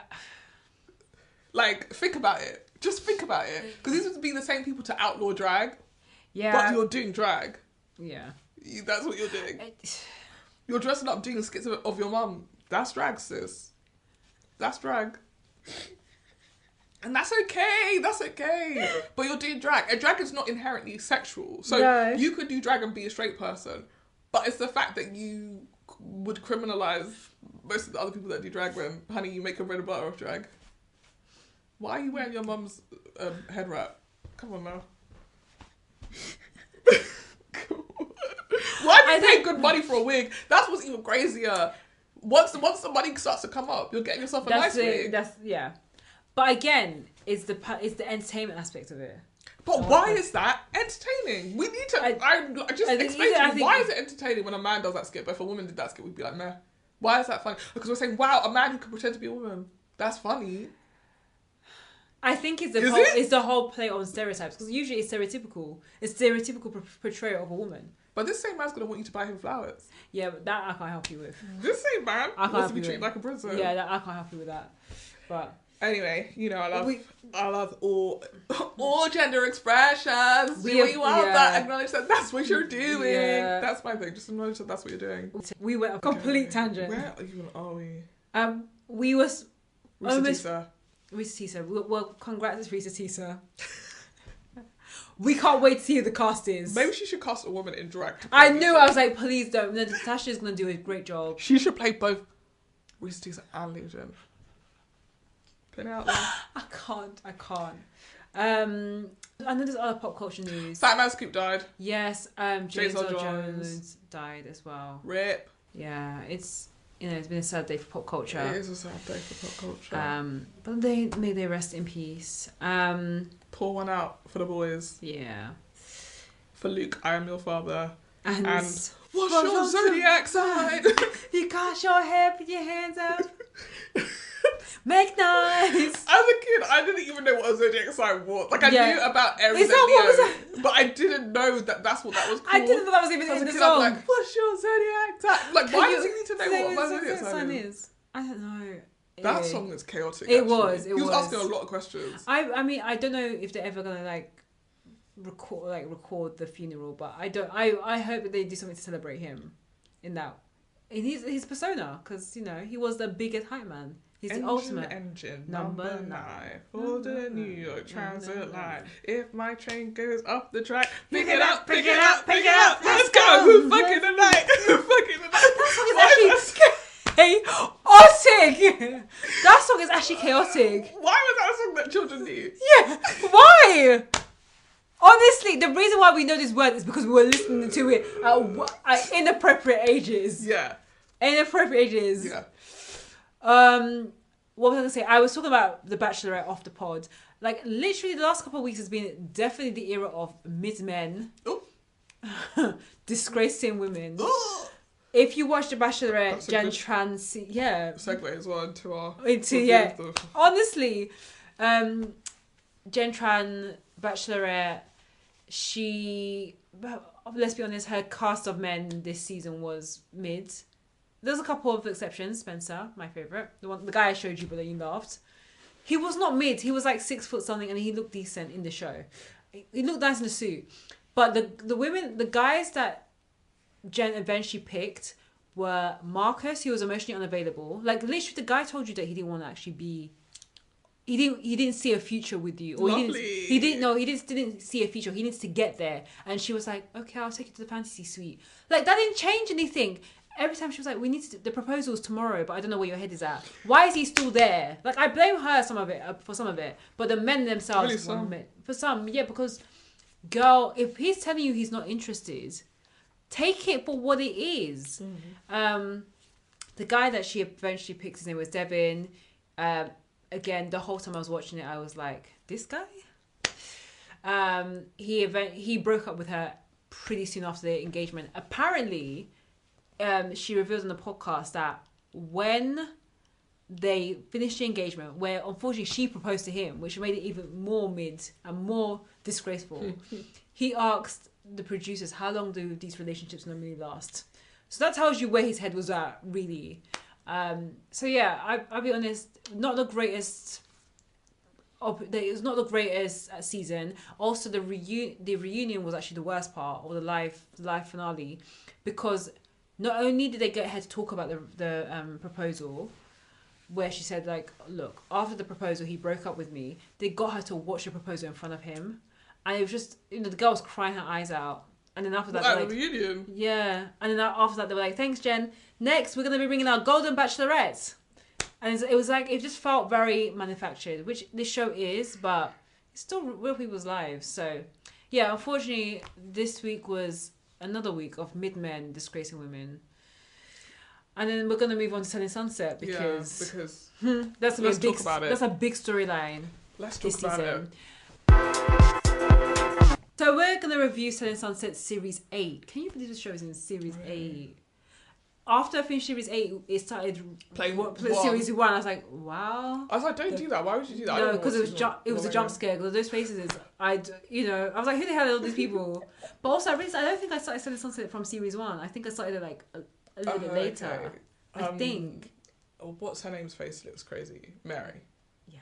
Mary looks absolutely unhinged. Also, the outfits from series 1 to series 8 different, but this is the season. Oh, so good. This season is the season where everyone starts talking about outfits. I was talking about this in the office, and I was like, this is the beauty of the show, though. Like, the idea of telling them they have to dress appropriately. I'm not watching this show anymore if you do that. Because I think the beauty of this show is them showing all these multi-million-dollar homes and these incredibly high net worth individuals in, like, a Gucci belt as a top. And, like, I don't know, cotton buds as a skirt. Yeah. Like, the show is it's wild. crazy. Because if I ever went to a house viewing and one of those guys came up, I can't. It would be so distracting. It would be so distracting. And the thing is, talking of fashion, forget about the fucking view of the Hollywood Hills. I've seen the piece of your ass. I can see your entire tip. Yeah. Let's talk about fashions, because that was a storyline. Or honestly, we want to talk about go from the beginning. Yeah, let's talk about it chronologically. So we come in. Yeah. Stasis is Bree and Chelsea are still in a weird place. Yeah. Bree has left the brokerage because Jason won't give her a high percentage Of nothing, of zero. Which she hasn't sold a single house. Not a single house. And at the end, she only sells land. So let's please. We love that for her. He says, I can't do that because if I do that for you, you've got to do it for everyone, which is reasonable. Yeah. She says, well, then I won't come back. She does. She doesn't know where she stands with Chelsea. Yeah. Which is fair. They kind of left off in a kind of weird... Like, they were starting to like each other, but then Chelsea brought someone who was, like, had a problem with Bree, and then Bree was like, that was messy, which it was. Yeah. And then Chelsea was tried to be apologetic. Yeah, I think Chelsea... Well, I'm a Chelsea apologist, so we'll come back to that. I won't hear bad words said about her, and I actually think it's anti-black to support Chelsea. Chelsea and Mary are in a beef, though, when we start off, because in the interim, Mary did some press and for the show. They asked a question, who's the biggest pot stirrer? She said Chelsea, and then Chelsea messaged her, keep my fucking name out. So I have to laugh because, like, it's wild. LOL, like, actually LOL, like, and then Mary got upset about that, which... Mind you, there was a point last season where Mary was technically their boss, because Jason had kind of, like, stepped back. Seriously. I know no one did, but, like, to be able to speak to someone who's... Okay, she's not her boss, but, like, Mary, who's a bit more senior... But keep my fucking name out your mouth. I still know. I don't know how you can speak to someone like that. But I'm sorry, I don't see a message like that. I feel like my life is in danger. The way that Mary was going on was like, that was the worst thing that's true. not the worst thing you've ever received, not. Tom. Absolutely That's not the worst thing you've ever received. What about when you found out Jason was dating your friend? And every single friend you ever brought to the brokerage. Amanda, Nicole, Chriselle. That wasn't bad. That's actually... But Chelsea saying, don't mention me. Yeah. You're getting upset. Anyway, her husband's jumped into it, because of course her husband's jumped into it. He's 8 years old. He's literally a like Labrador that she carries around with her. So he's got into it now. So Chelsea and Mary are not really speaking. Yeah. Chriselle and Nicole still have an issue. Yeah. Because again, off air, Nicole or said thank you to a tweet that was being homophobic and harassing of Chriselle. Yeah. And the show received a GLAAD award for Chriselle's coming out and the way that the show dealt with it. And she messaged everyone making a dig at Nicole, which she's allowed to do. And Nicole got defensive. And so now there is just like this thing brewing about whether Nicole's homophobic. I noticed that she brought to Amanda's party a bold black gay, and I was like, LOL, is this she revamp her image? Oh my god, I didn't even notice that. Nicole, I'm sorry, every time she comes on screen I'm like, why are you bringing this rat to the party? I'm not gonna lie, like, when... Sorry Nicole, I know that you're somebody's mum. Yeah, but I just like, why are you here this season? Like, there was nothing... Why are you here? She like, you want to be in the show so badly. Like, Nicole is one of the best sellers. So just sell the bloody house. Yeah, perfect honest, the brokerage actually contains so many other agents who are not don't want to be on the show. They're not on camera, but they make their money. Like, and also, I hate to say this, but Nicole dresses the way Davina used to dress, which is like a person with absolutely no taste or style. Yeah. Every outfit she wears, I'm like, Why? No, but I no. Do you know who I do think is the worst dressed though? True. You're gonna come up to her, Amanza. I just think. Oh, Amanda. Yeah, but she's been the worst. She's been the worst dressed for a long absolutely time. the worst. Every so often she eats. Yeah, but every so often she every eats. yeah, but other times you're like, this could have gone so well. If What you, was the thought process? Yeah. You find yourself If being you like... took away this item of clothing, everything else would have Which is ate. crazy because she said that she had that gay stylist. But Who was also leading mean you to astray. Exactly, he was Also mean known to Rick. yeah. And then she said, well, you can't... She was like, but he's gay. And then Like, Michelle was like, and? Some of the most homophobic people are gay, sweetheart. That's how that works. Yeah. You hate yourself, guess what? You're going to hate other people like you. So yeah, Nicole was just in the background stewing. Her and Chrishell have no relationship. Yeah. Amanda has no beef. Amanda and Chrishell squashed their beef from last season. Yeah. Brett and Jason are fine. We have a new girl called Alana who seems very neutral. She does seem neutral. To be honest, I kind of liked her outfit. I liked her because she dresses in a normal way. She dresses like an actual estate agent, like or a human being that you've seen before. And there's a couple. Bartlett. There's a couple of moments in the season I was like, I kind of like her. I like her. I like her spunk. Like she Boring. just. No, I just felt like she. I like Alana. scene, She's a normal person. She is, yeah. And I think but she draws attention to the fact that I don't watch this show for normal people. True, but also like one of the things that kind of got my nerve with her was like, oh, I've heard about these things. I've heard about this beef. I've heard about that. It's like, fam, you've watched the previous season, couple of seasons before. We all know about I like this. that she was like, and I'm just here to work. Exactly. But like, why'd you be on the show? Just work. Work. Then. But, I don't really know. Yeah. She didn't stir any pot. Not yet. Yeah. Next season. So that is, I think that's everyone. Yeah. That's where we meet them. Yeah. Our initial issue is this drama between Mary and Chelsea. Yeah. So we know that Chelsea sent this message to Mary after she mentioned her name in this media thing. Her husband also then got involved. There is now some weird energy between them. They both pitched to sell this $30 million listing in Manhattan Beach where Chelsea lives. Yeah. Chelsea tries to be a little bit sneaky, and when she hears them say, we're going to give it to Mary, she's like, oh, hold on, I haven't told you about I love that. this. Yeah, I really like that as well. I really like Chelsea, so you're going to hear me doing a lot of Chelsea apologising in this series. Actually, not apologising, Chelsea standing. One of the things I was going to say with that scene in general, it reminds me of another property show on Netflix that came out early this year, and I think it's probably one of the best they've done. I can't remember what the flipping show was called. So it reminds me of that scene from Owning Manhattan, which I think is actually one of the best property shows I've watched this year. And in that, there was literally two agents competing for one house, and you could see the way that they were like pitching to the owner, like how they were gonna sell it, what kind of tactics they were gonna use, what was the beauty of the home, their expertise. It was just so nice to see them talk about property for once. Oh yeah, I will say this season more so than last season, they actually were selling houses. Yeah. Last season didn't start to be like, do you guys even sell houses? Yeah, but also because the market was so bad, there was no house to sell. I know, so but it was getting. Why are you coming into office? So you might as well be sat in her house. True, so yeah. But Alana also bids for this as well. Yeah, I think mostly to be like, I want people to know that I'm here and I want to work. Yeah. She does not get it. For obvious reasons. Yeah. Obvious reasons. They decide to split the listing between Mary and Chelsea, which is great drama. I'm sure the producers helped nudge that along. True. So Chelsea and Mary have to work together even though they're not really speaking. They have a brokers open in which... before the brokers open, it's Amanda's birthday. Yeah. At Amanda's birthday... Chelsea decides she's going to try and squash this beef with Mary because they're about to list this house together. So she goes up to Mary and she's just like, what's the problem? Which is, again, very funny after you text someone, keep my fucking name out your mouth. Mary starts talking about, like, you sent me this absolutely wild message. And she's like, yeah, but you mentioned me in the first place.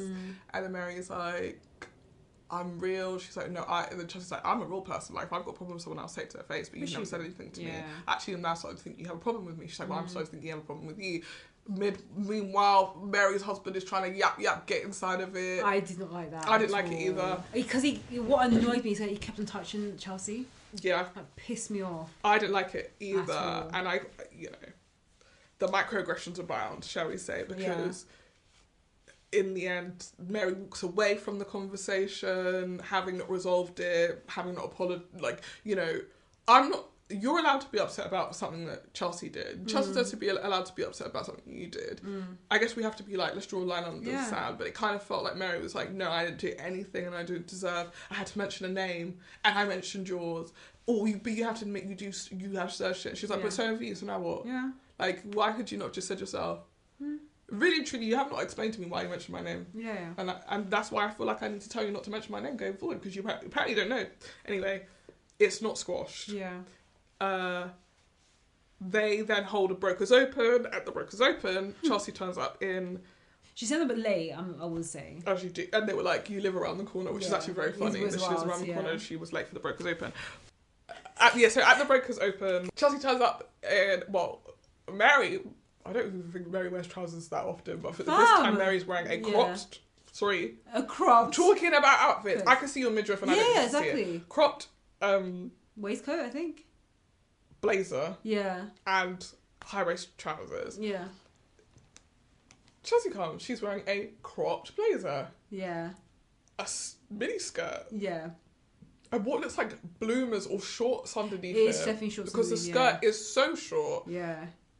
You need shorts for it. Yeah. I thought, this is actually not the wildest thing I've ever seen her wear. No, because later in the season, she does wear something wild. Where I do see have her... people forgotten the belt skirt? That's what...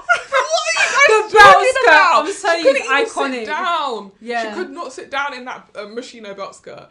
And this is what you guys are stressed about. Anyway. And also... saying, it's just well, they're saying... Nicole and Mary are talking about it. As white women are wont to do when a black woman is on top. They're going to say, oh, well, look at. It's not my fault that you guys have flat asses and if you wore this outfit, nothing will be showing. It's not my fault. Yeah, because Chelsea does have butt, so... Anyway, Mary then brings it to Jason and Brett, which, is messy behaviour. Yeah. And she's like, I just feel like, people need to dress more appropriately. And they're like, well, we don't want to get involved. Yeah, because... But Mary's like, we need to speak to her. We don't need to get involved. No. Anyway, at some point... Chelsea comes over, asking questions about work, as you do, because we're at work. And they're like, oh, so Chelsea, maybe. And she's like, what, speak up? And they're like, making sure that you look appropriate. She's like, who said they don't like my outfit? And do you know what? I think this is a very English way of arguing. Who said it? Yeah. No, because he said it. It's true. No, because he said it. I don't think that a lot of British people do who said it, though. No, I think a lot more Londoners do. Yeah. No, because he said it. Because you say people had a problem. So who was it? The people. So who they? Yeah, who are they? Because I'm starting to think it was you. Yeah. And you're not telling me it's not you. You're saying, oh, people. Yeah, I'm going to punch you in the face. What do you mean, people? It's you. It's you. She didn't even... Mary didn't even say anyone else's name. No, she didn't. She said people keep coming up to me. People who? Say the people. Because really, all you need to say was, it was you and Nicole. Done. And also, again, and this is what... Sorry, I do have a problem with these... Sorry to our white listeners right now, but there are very specific type of white people who will... people are saying, if you have a problem with me, why can't you just say it? Yeah. Because what you're doing is much more insidious. Why have you gone to Brett and Jason about this? If I have a problem with you and I haven't gone to Brett and Jason about it. I could have just gone straight to you and be like, look. You know where I am? All of a sudden I've become the most intimidating. I'm too scared to speak to her. I need to go speak to Brett and Jason about this. It's messy. You know you're being messy, but you're actually being messy in a dangerous way because you're fucking with my money. Why have you gone to the bosses to complain about my outfit when nobody else apart from you and Nicole have been complaining? Yeah.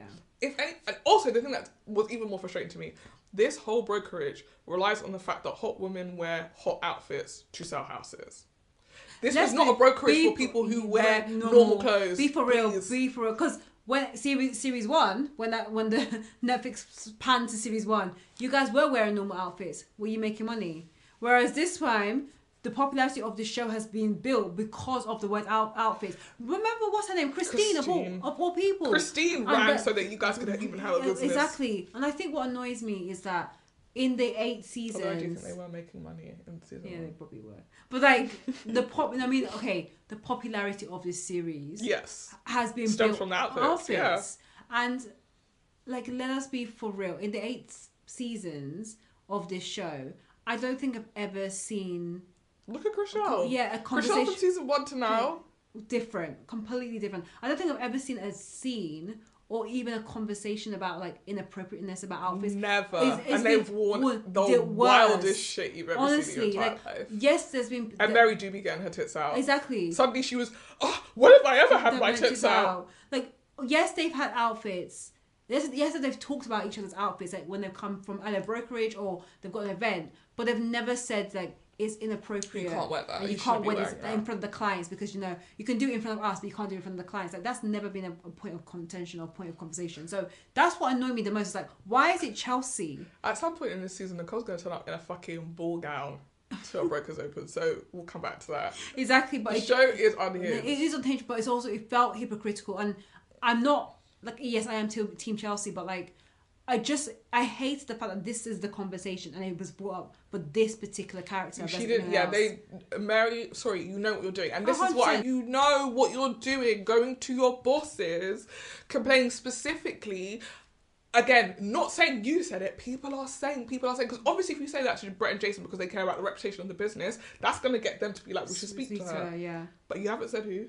They're just taking your word. Why are they taking your word? Because they know you. Yeah. And you're leveraging your power as Mary in the Oppenheimer group, who's fucked Jason. Yeah, come on. In order to get them to buy into your whimsical story that people have walked out of the fucking Brokers Open because they saw Chelsea's arse. Yeah. Which her ass wasn't out. It actually wasn't. She was wearing shorts. So you would have seen shorts. In the same way she could have actually just worn those shorts and not the skirt. And the outfit would have still been an outfit. Like, they have worn we have seen almost their entire breast. Oh, each of these women, you see the full shape cut of their boobs. Yeah. But thigh is the problem. Yeah. And so who's the pot stirrer now? Honestly, Honestly, who is the pot stirrer now? So after this, reasonably, Chelsea is mad at Mary, but it's like, I'm not about to go back and forth with you on this here because we're at work. Let's get this done. But you're like, I don't know if these two people are going to sell this house because they seem to hate each other. Yeah. They then have a lunch, where Chelsea's like, are you going to apologise? And then she's like, apologise for what? Mary's like, apologise for what? You sent me this message because you're really, really holding on to this message thing. And Chelsea's like, you shouldn't mention my name. I take my job very seriously. I take what I do very seriously. And you bringing me up as a pot stirrer, it's just not the vibe, you know? And I have been feeling like you and me are not particularly close either. So it's just feeling like, okay, so you have a problem with me. You've been having a problem with me. And here was an opportunity for you to voice that problem. And it's really ironic because Chelsea last season was the bestseller. Like, she's good at her job. She's really good at her job. She sold the most houses. Every episode, it was Chelsea ringing the bell. Mary acts like that's what she cares about first and foremost. And yet, you got dropped. Anyway. Yeah. Mary then starts crying. Which, sorry, white woman tears 101. You're in trouble and then you start crying. Well, I would never want to alienate someone or make them feel like I don't like them because I had a baby as a teenager. Well, I'm not going to lie.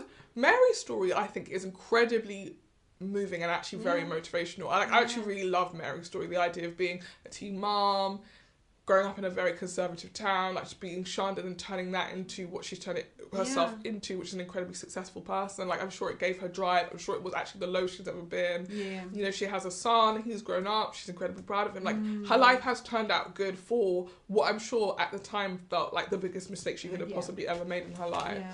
And so, as a person, I have a lot of empathy and respect for Mary. Yeah. That being said... What's it got to do with this? That being said... You know you was being messy. Yeah. You're allowed to sometimes be like, I was being messy. Yeah. I was being messy and it's gone on too far now. I'm sorry, I should have mentioned your name. I really thought I was going to get away with it. Yeah. Now that you've made it into an issue, I'm seeing that I can't. Going forward, I probably won't mention your name. I'll pick someone else in the cast that I feel like I can get away with mentioning their name. Because that's really what happened. Yeah. You was on this media thing. They asked you a question, you thought, let me be messy. And now the messy's come back to bite you. Chelsea basically said, on and off screen, don't fuck with me. Yeah. Just don't do it. I think it's so hard because they don't have a relationship. Just don't do because if you mention my name and we're not friends, it's a thing. It's a thing. Whereas if it was like, no, Chriselle, she couldn't do that because she already had beef with Chriselle at one point. Emma, probably. I don't think Mary's close with anyone. But even Nicole, that would be suddenly. out of the blue. Let's not forget, this is a suddenly thing. Come on. Again, sorry, I am just naturally suspicious of people who fuck the same guy, but now are like close friends. Yeah. The fact that, perfectly honest, the fact that they're all in the same office. Weird. Oh, so weird. Oh, that was going to be my other point about the way that people look. Brett and Jason are absolutely hire women who look a certain way. Oh, 100%. To work at the Oppenheimer group as well. Oppenheimer group. So I just find even talking about the way that Chelsea dresses, like this hasn't all been set up specifically for the brand of this thing is bizarro to me. Because why are there 15 tall blonde women? Why? It's creepy, actually. And they all look the same. It's very Hitler Youth. Yeah. It is very Hitler Youth. They all look exactly the same. I'm sure that Nicole and Mary looked exactly like Emma in their youth. I'm sure that they did. Yeah. I'm sure that Krisha, all of them, it's fucking weird. And then he's dated them all. That's also, oh my gosh. It's just... I don't get it. I just don't get it. It's so weird. I think they might be charged with a crime at some point. It should be. It's weird. Anyway, so Mary cries. Chelsea, I think uncharacteristically for me, like, because I align myself with Chelsea a lot, but like she really gave into Mary's tears in a way that I would have just been like, you can still say sorry. I felt, you can actually just open your mouth and say sorry. I felt like that's what, because I've actually said sorry. Yeah. So I need you to just yeah. The crying is not going to help, because the crying is not why I asked you to come here to do. What do your tears do for me? Nothing. Because to me, when Chelsea apologised, I was like, oh, that was very big of her. So big of her, because I wouldn't have. Never have. But the fact that all that girl did was cry, maybe she apologised, but we just didn't see it on the screen. She apologised afterwards. Yeah, but... Afterwards, when they stood up and she was like, let's hug, she's like, I'm really sorry if I've made you... I really never made... I'm deeply sorry. And I was like, God. But also, I think... I would have actually just sat there, because I feel like that's what those people who do that are banking on, that everyone will react to the emotional outburst. I'm going to let you finish. And then we can pick up the conversation. Yeah. I'm not going to be, oh my God, don't worry about it. We can all cry. Yeah. We all got shit to cry about. Yeah. I got stuff to cry about too. I'm tired.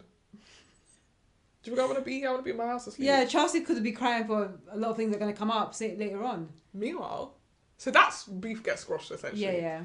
I think also because the fact that they were doing that co-listing of that house, that they also they had to kind of... They need to make way for the bigger beef. Yeah. Or the bigger storyline. Because it was like not that big a storyline. No. Meanwhile, Brie, who is still debating whether or not she's come back into the office, meets with an old friend named Amanda, who they really plucked out their ass. Oh, 100%. Who says, I got some tea for you, honey. So she meets with her. And what she said was, I've always been Team Brie. The minute they had that phone call, she was like, I've always been Team Brie. I was like, interesting. Yeah. They meet up and she's like, oh, I've got some tea about a colleague of yours husband. It's Chelsea's husband. He was kissing someone in the W lobby of the W hotel, which... The reason why I'm running my eyes is, that man hates you. Oh, yeah. You couldn't have been more discreet. No. You're kissing someone in the lobby of the W hotel. Yeah. Near our house. It's not even funny. It's actually just not funny. And again, also, another men. Have you seen the husband? Yes, of course. We saw it last year when he brought the back in. They even had the audacity to play the clip. I said, you guys are messy for being like, my first birthday. I love my husband. Knowing. You guys are so messy. I do think that a lot of women have a lot more self-control than me. Because, well, we'll get to it. But essentially, Brie learns that Chelsea's husband has been cheating on her. She's like, damn, what am I going to do with this information? I could destroy her life. I could also not do that. Yeah. She wrestles with this for a couple of episodes in a way that kind of felt a bit like Chelsea would say something like, oh, I really love, I don't know what, she says it, but like, I love getting an orgasm in the morning. And they cut to Brie, she's like, yeah, exactly. It was so obvious. It was, because I think it was like, because she had to come into the office early. Yeah. Chelsea, she was like, no one will get me to come this early to the office unless, they give me an orgasm. And I'm like, okay. Yeah, you guys are milking it a little bit. Yeah. Like, it all There's feels a lot of comments of like, I love my husband, I love my husband. Yeah, like if this was scripted, and I'm not saying it's not, but like if this was scripted and a writer delivered a script where in the same episode that we find out their husband is cheating on them, the wife is constantly talking about the husband, you'd be like, cut these lines out. It's too on, it's too so on the nose. It's so on the nose. But Brie basically decides she's going to tell Chelsea, which I respected, actually. Yeah. She was like, this has happened to me before. I can't sit on this information anymore. There was a version of this where I got the information, I just didn't do anything and let it play out, but I think she ought to know. So I thought this was weird, actually, at the time. Yeah. This is a really serious thing. Mm-hmm. Why would you guys not have had a phone call, or like you had a conversation where you said to her, here's what it is. Obviously, Shane wants us to shoot this in person, but it is this up to you. Yeah. Like, you ought to know this regardless. And if you feel comfortable to do a scene where we rehash this again, then we can. But you ought to know this. Yeah. Instead, she invites Chelsea to a bar. Chelsea's at the bar. She says to Chelsea, I've got some tea for you. Brie genuinely looks very uncomfortable having to share it. Yeah. And she does voice beforehand, like, I just know I'm going to be, it's going to turn into a shoot the messenger type situation because I'm bringing the most devastating news she's probably ever heard since she's been married and we don't have a relationship. Yeah. Like, but I just feel like it's my duty to tell her. She tells Chelsea about the text. Chelsea tries very hard not to break down, but she does cry about it. She's just like, wow, look at my life. You know, this is why you have to be careful the things that you say, because last year I was giving you a hard time, now look at me. Which was kind of my issue with her last season, is like, do you think people choose to have broken homes? True. Do you think people want to have, like, as they are sleeping with their husband, think, can't wait for us to get divorced in a year? Like, that's not a lot of people's reality. It's like, it's one thing to be mad at people who are like, I didn't even catch his name, I slept with him once and then I had a baby. That's very different to, he told me we were going to be together and then he goes to me and I was pregnant. Yeah. And he basically left me holding this child. Like, I do think Chelsea, and I think I said this when we talked about it last time, like, I do think Chelsea was out of line. I do not agree with 100%. that mentality, actually. As a person who grew up with a single parent, fuck you, actually, for thinking that people make that deliberate. No. Also, didn't she get sent to America to live with her mum because her mum and dad weren't together? Like, it just felt like... It's giving trauma. It's giving ghost therapy. Yeah, and also I think what annoyed me the most about Chelsea's last season is that she just kept on, kept on bringing it up. And it felt like, you have nothing else to say, so I'm just going to keep on having Brie's name in my mouth. Now, don't get me wrong, I don't like Brie. But, like, I just felt like it was just too much. And, you had no leg to stand on. And, unfortunately, less than a year later, you are also... Yeah, the irony is actually too quick. Yeah, it's so quick. But I also think in that situation, I think the thing that was probably compelling her to say that was, it's Nick Cannon. Yeah. So, like, this man, has a baby in every state. When he crossed your paths, you didn't even think twice. Like, I on the one hand, I get, like, when you meet a guy and he's like, I've got 8 kids with 8 different baby mamas, you should probably, that's a red flag, right? Okay, maybe you fall in love with him, maybe he tells you he's going to settle down with you, things could be different. And then you can't really be mad at anyone when you end up as baby mama number 9 because he has a pattern. And in that sense, I get what she was saying, but I don't think, she definitely did not word it in the right way, and I think she also, in focusing on Brie in that moment, actually gave the man a pass when the man is the problem, not as in the man who has 8 kids with 8 different women is a problem, not necessarily the women, right? Because I've got no kids, bar the one I have with you. Yeah. Meanwhile, you got 17. Like, he's gonna slow down with his kids, though. I don't hear about it. I think also always comes down to this. Why is this your business? Very true. You have your man, you have your kids. Why do you care about it? There's no one, because, it was a point of conversation the first time when she was being introduced. After that, everyone minded their own business. Got shit to do with me. Honestly, it's got nothing to do with me. I can barely keep focus on the stuff that I've got to focus on. Why am I coming to be like, and then why does Brie have a baby with Nick Cannon? I was like, to me, it just felt like it's either Chelsea is kind of keep this for like a storyline, or she's getting at the new person because Brie just like swooped in so easily and Chelsea had to jump through hoops to get to the brokerage. I think she's also got trauma that she needs to work through. And she also probably does, yeah. What would she suggest people do in this scenario where their husband leaves them? They kill their children? What's the plan? What am I supposed to do? 'Cause Drag them in the bath? Like, yeah. what are you talking about? 'Cause What is your plan? unfortunately, she's gonna be in the same position. Like, what can we do? I mean, I can't imagine she'll stay single for long, but like, I also was starting to think, and we'll get into it now, Yeah. that she was not going to leave that man. no. So, I mean, she did say that she was experiencing a disconnect from him when Brie told Chelsea. yes, she said She she... did it. So I read that initially as she was picking up on his attention being elsewhere. But then as the series goes on, one of the quote-unquote disconnects was the fact that she liked to work. Yeah. She has a job. She likes her job. And he was like, you're never home, you're never home. And it basically did not support her career. Or coming onto the show. Yeah, which had driven a wedge between them, which is actually much bigger than a disconnect. I wouldn't True. call that a It's disconnect. Because if every morning I'm pick up my bag to leave the house and you're like, you're making a big mistake, that's not a disconnect to me. That's like a much bigger issue. And actually, until it's resolved, we're not in a good place. Because I could not imagine coming home and getting into bed with someone who hates Your job. and hates that I like and that I work Yeah. even. Because as she was saying, I was like, you're right, it is weird. Her husband is this tech billionaire and she has a job. True, but As in, it's not It's not like- weird in the sense that like she actually does not need to work. No, so but she clearly works because she likes to work. Yeah. But also, it makes me think, like, it's hard because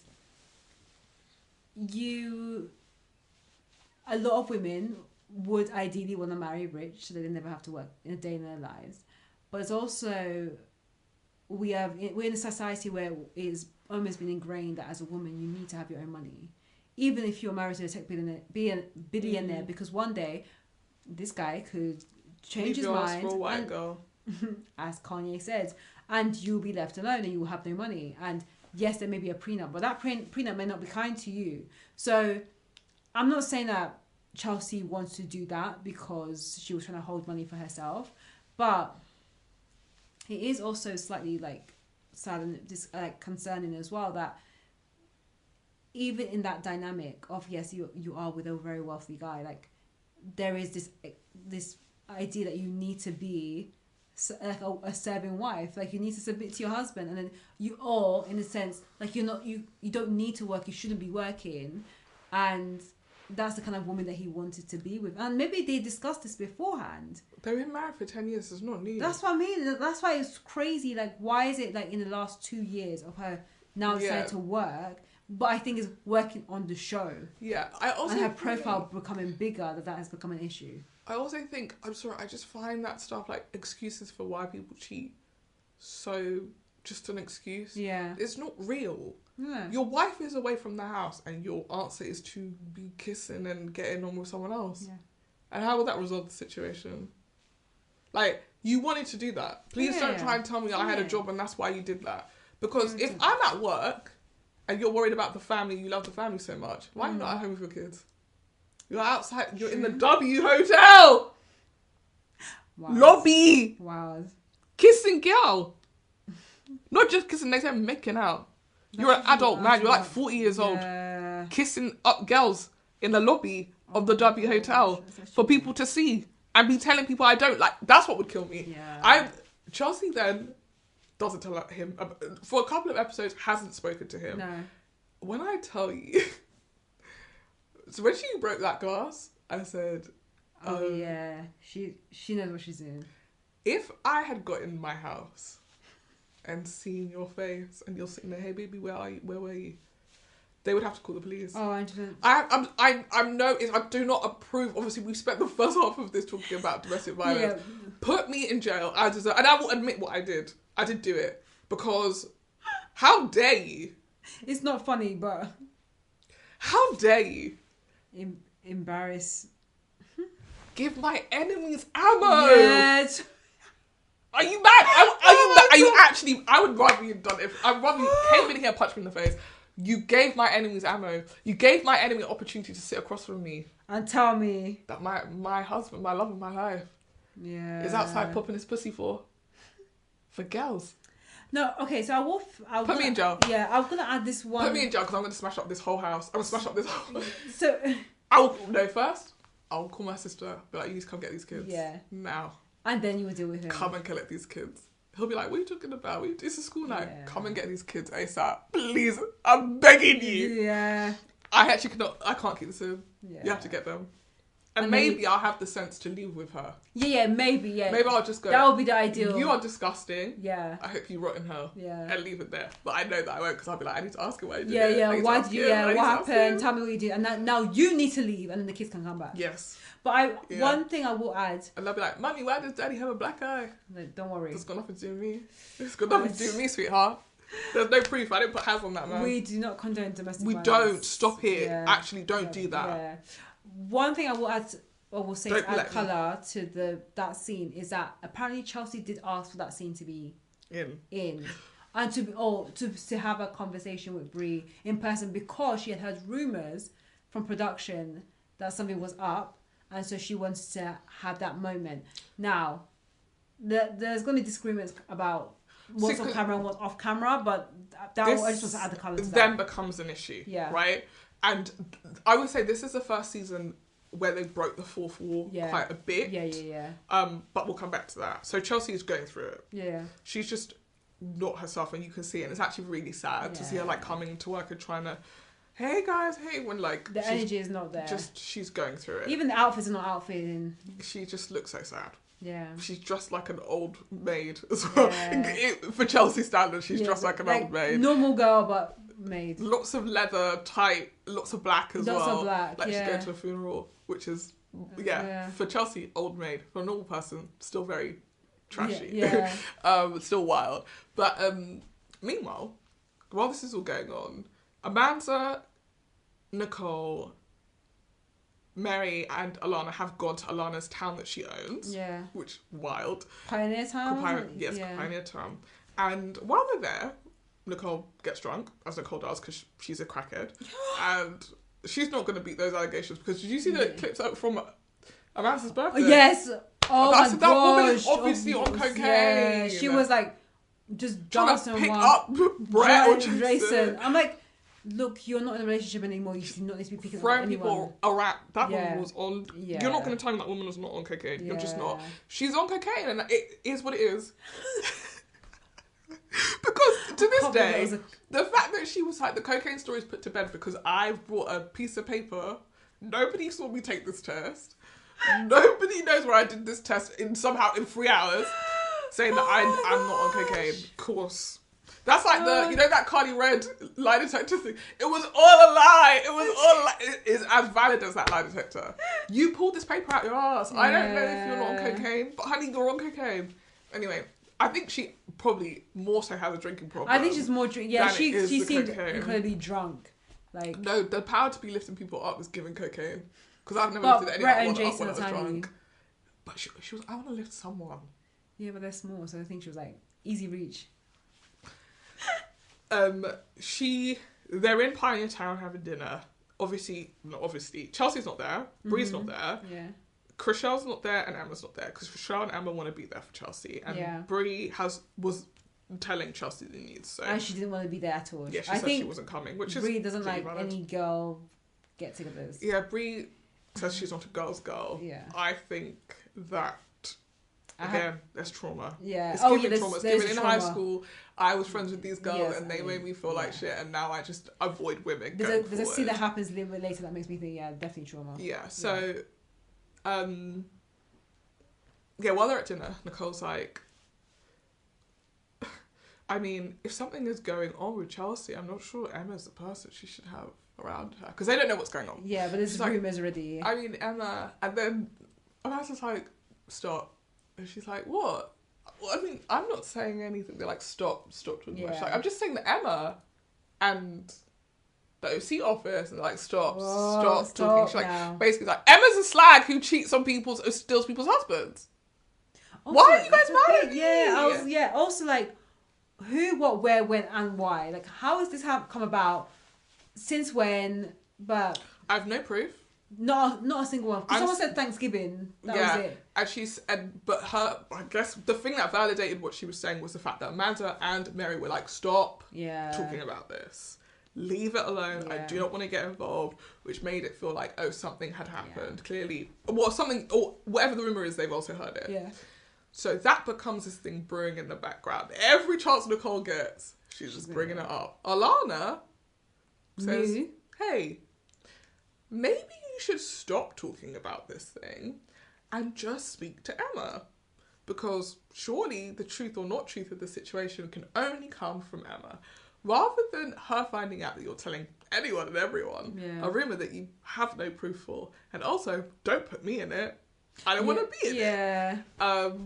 Which was a very mature conversation to have a person who is incredibly immature. Yeah, I'm perfectly honest. There were a few moments in the show where I thought Alana was potentially a producer plant. Yeah. And that was one of the potential flags for me. She stayed. The fact that she was able to stay out of drama throughout the entire series, I was like, that feels weird. Well, it's partly because the season was it has so many other drama points. Yeah. Usually the new person gets the heat. Even the girl before her that was new, she went to Britain to get married to some guy that she met. She was like Latin and she had like dark hair and curls. Oh yeah, I can't Natalia, remember. Yes, I can't remember. Something like that. Yeah, she almost had a little bit of brief, but everyone loved her, so she was really got away with it. But yeah. Yes, I do remember who you're talking about. So she says that to Nicole, and Nicole's like, "Yeah, I'm not gonna get involved." Cut to Nicole being like, "Anyone who wants to listen, I have tea on Emma."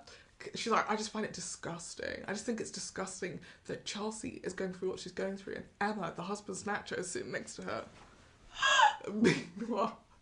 Meanwhile, Nicole is in drama still with Chrishell. This drama has not been squashed. Chrishell, everyone thinks there's a part of Chrishell not coming to Pioneer Towns because of this thing with Nicole. So they're like, "Oh, you guys should squash." So anyway, for some reason, Nicole comes in. Oh, yes, Maya is here. Oh yeah, Maya. Do you know what? She was again unproblematic queen. Yeah, lovely, straight talker. Like she would tell people what they needed to hear. Not what they needed to hear. Not what they wanted to hear. What they needed to hear. Yeah. And she comes in for literally 2 episodes, and it's like, what's this drama between Nicole and Chrishell? And basically gets them to hash it out. And Chrishell says in very clear language, "You said thank you to a tweet that was full of homophobic harassment towards me, right?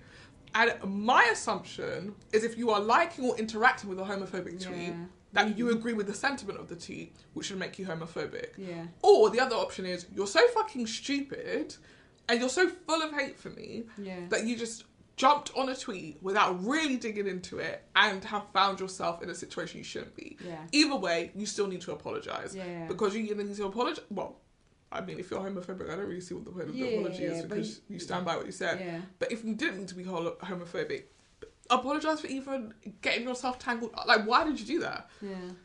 Nicole says, "I'm not homophobic. You have blown this out." She's like, "No, I've laid out 2 options for you. And 2 options are very clear. Either you didn't mean to do it, but there was still harm caused by what you did, or you did mean to do it, and there was still harm caused by what you did. But either way, I need you to acknowledge that there was harm caused by what you did." And she says, "I can't acknowledge it because I didn't do anything." It was honestly like watching a child and a parent having like trying to explain to a child, like, but the thing is, when you hit people, it hurts. So even if you didn't mean to hit them, you have to understand that, like, if they're upset, you have to apologise. That was the nature of that conversation. Yeah. Jason and Brett are in it being like, "Oh my God, Nicole, just apologise." Everybody's trying to talk to her. This is in the middle of the office. So she starts crying. Cue the whitewater tears. White woman's tears. Oh, I'm hyperventilating. I can't breathe. I need a minute. And this was the first breaking of the 4-4 where when she goes into the kitchen, you can see all the camera equipment. Oh, did you? Yeah, okay. you can see like the mixing monitor or whatever in the side. And I was like, "Yep, this is a TV show." Oh yeah, 100%. The funniest part, because I didn't see the TV equipment, is because Jason came behind her and hugged her. And I literally was like, it's so small, but I was like, and these guys went out together, bumping uglies. Yeah. these two doing the old Nancy, in out. Yeah. when she is definitely, I'm like, this camera person's shady because the heels as well. She's wearing heels. I know, but even so. Yeah, I mean. Even so, But listen, Jace has a type. I know, but to me, it's just it was absolutely just crazy where the cameraman just kept on showing him hugging her from behind. I was like, it's something just so uncomfortable about watching this and seeing this guy hug her and seeing that he's only like half her height. I always just can't get over the fact that Brett is always just unproblematic king doing his So work and just doing his work. Even you though know, Jason is smooching everyone. even though Brett is probably better looking than Jason. I actually agree with that. Thank you. Oh my, but only because Brett is like just so unproblematic. He just has no. But I also think I like Brett's like. Oh wow, maybe it's a sign of me. Like his arrogance as well. He's a bit that's my number one. Here we go.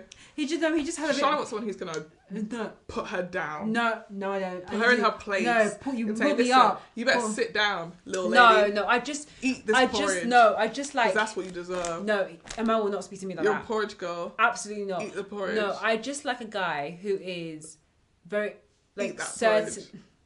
You better eat that porridge. You can just say he's the older and more mature person. Like, he doesn't need to jump in and buy a Ferrari when he's grieving over a pet. Like, he knows what he wants. Don't speak about Nico like that.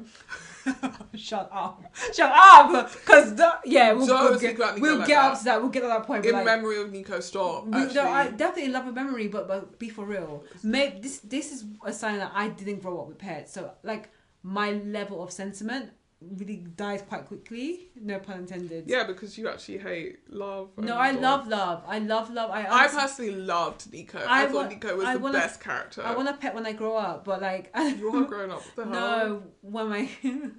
What the hell do you mean when I grow up? What age do you think you'll be grown up? 50? 50.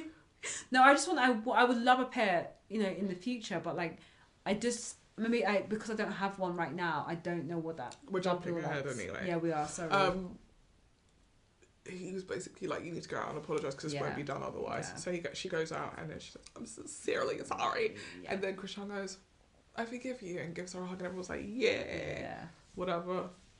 Look, he just kept some peace, man. Yeah, very performative. I thought the whole process, because you've been backed into a corner now. If you don't say sorry, like, you really are like doubling down on being homophobic. You have to. Yeah. So at this point, Chelsea, Christian, and actually no, before this, there is an open house, a broker's open for a house that Amanda is listing, and Amanda.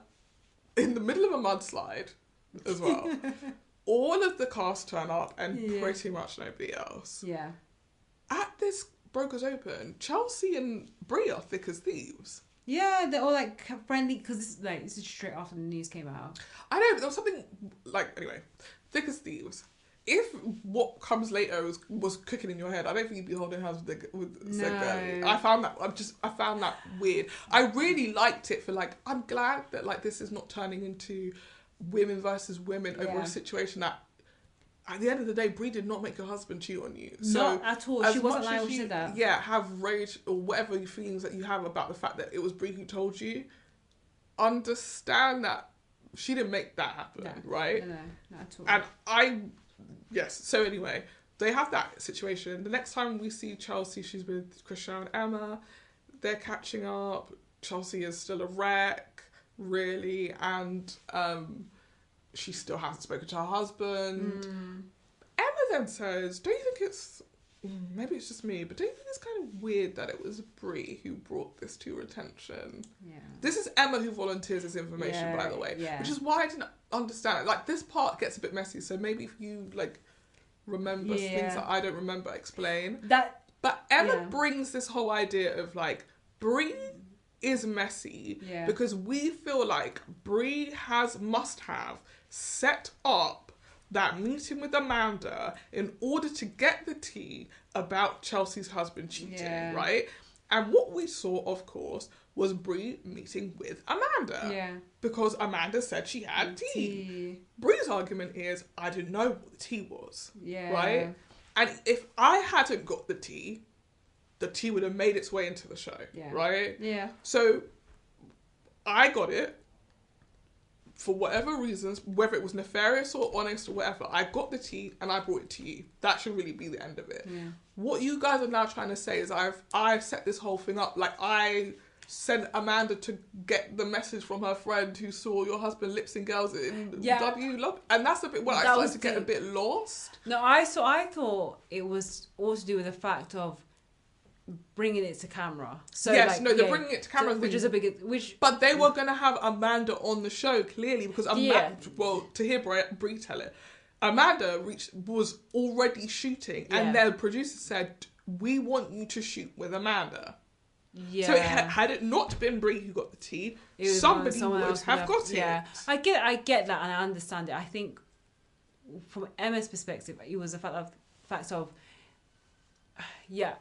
Emma assumed that Amanda must have told Brie what the tea was before they got on camera. That's the bit that they can't confirm. And they can't confirm, and that's the problem. That's why no one can really vouch. Like, was this before you knew the information? And had you then known the information from Amanda, then you could have literally pulled Chelsea to the side. I mean, off after camera she knew the information from Amanda, she could have pulled Chelsea to the side and told her off camera. Yeah, honestly, all that could have been done off camera. But now we know that Chelsea set up that scene anyway. But either way, she could have told her off camera. And see, that's the bit that doesn't make sense to me, because it kind of sounds like either you get told what Chelsea got told, which is somebody has information for you. Yeah.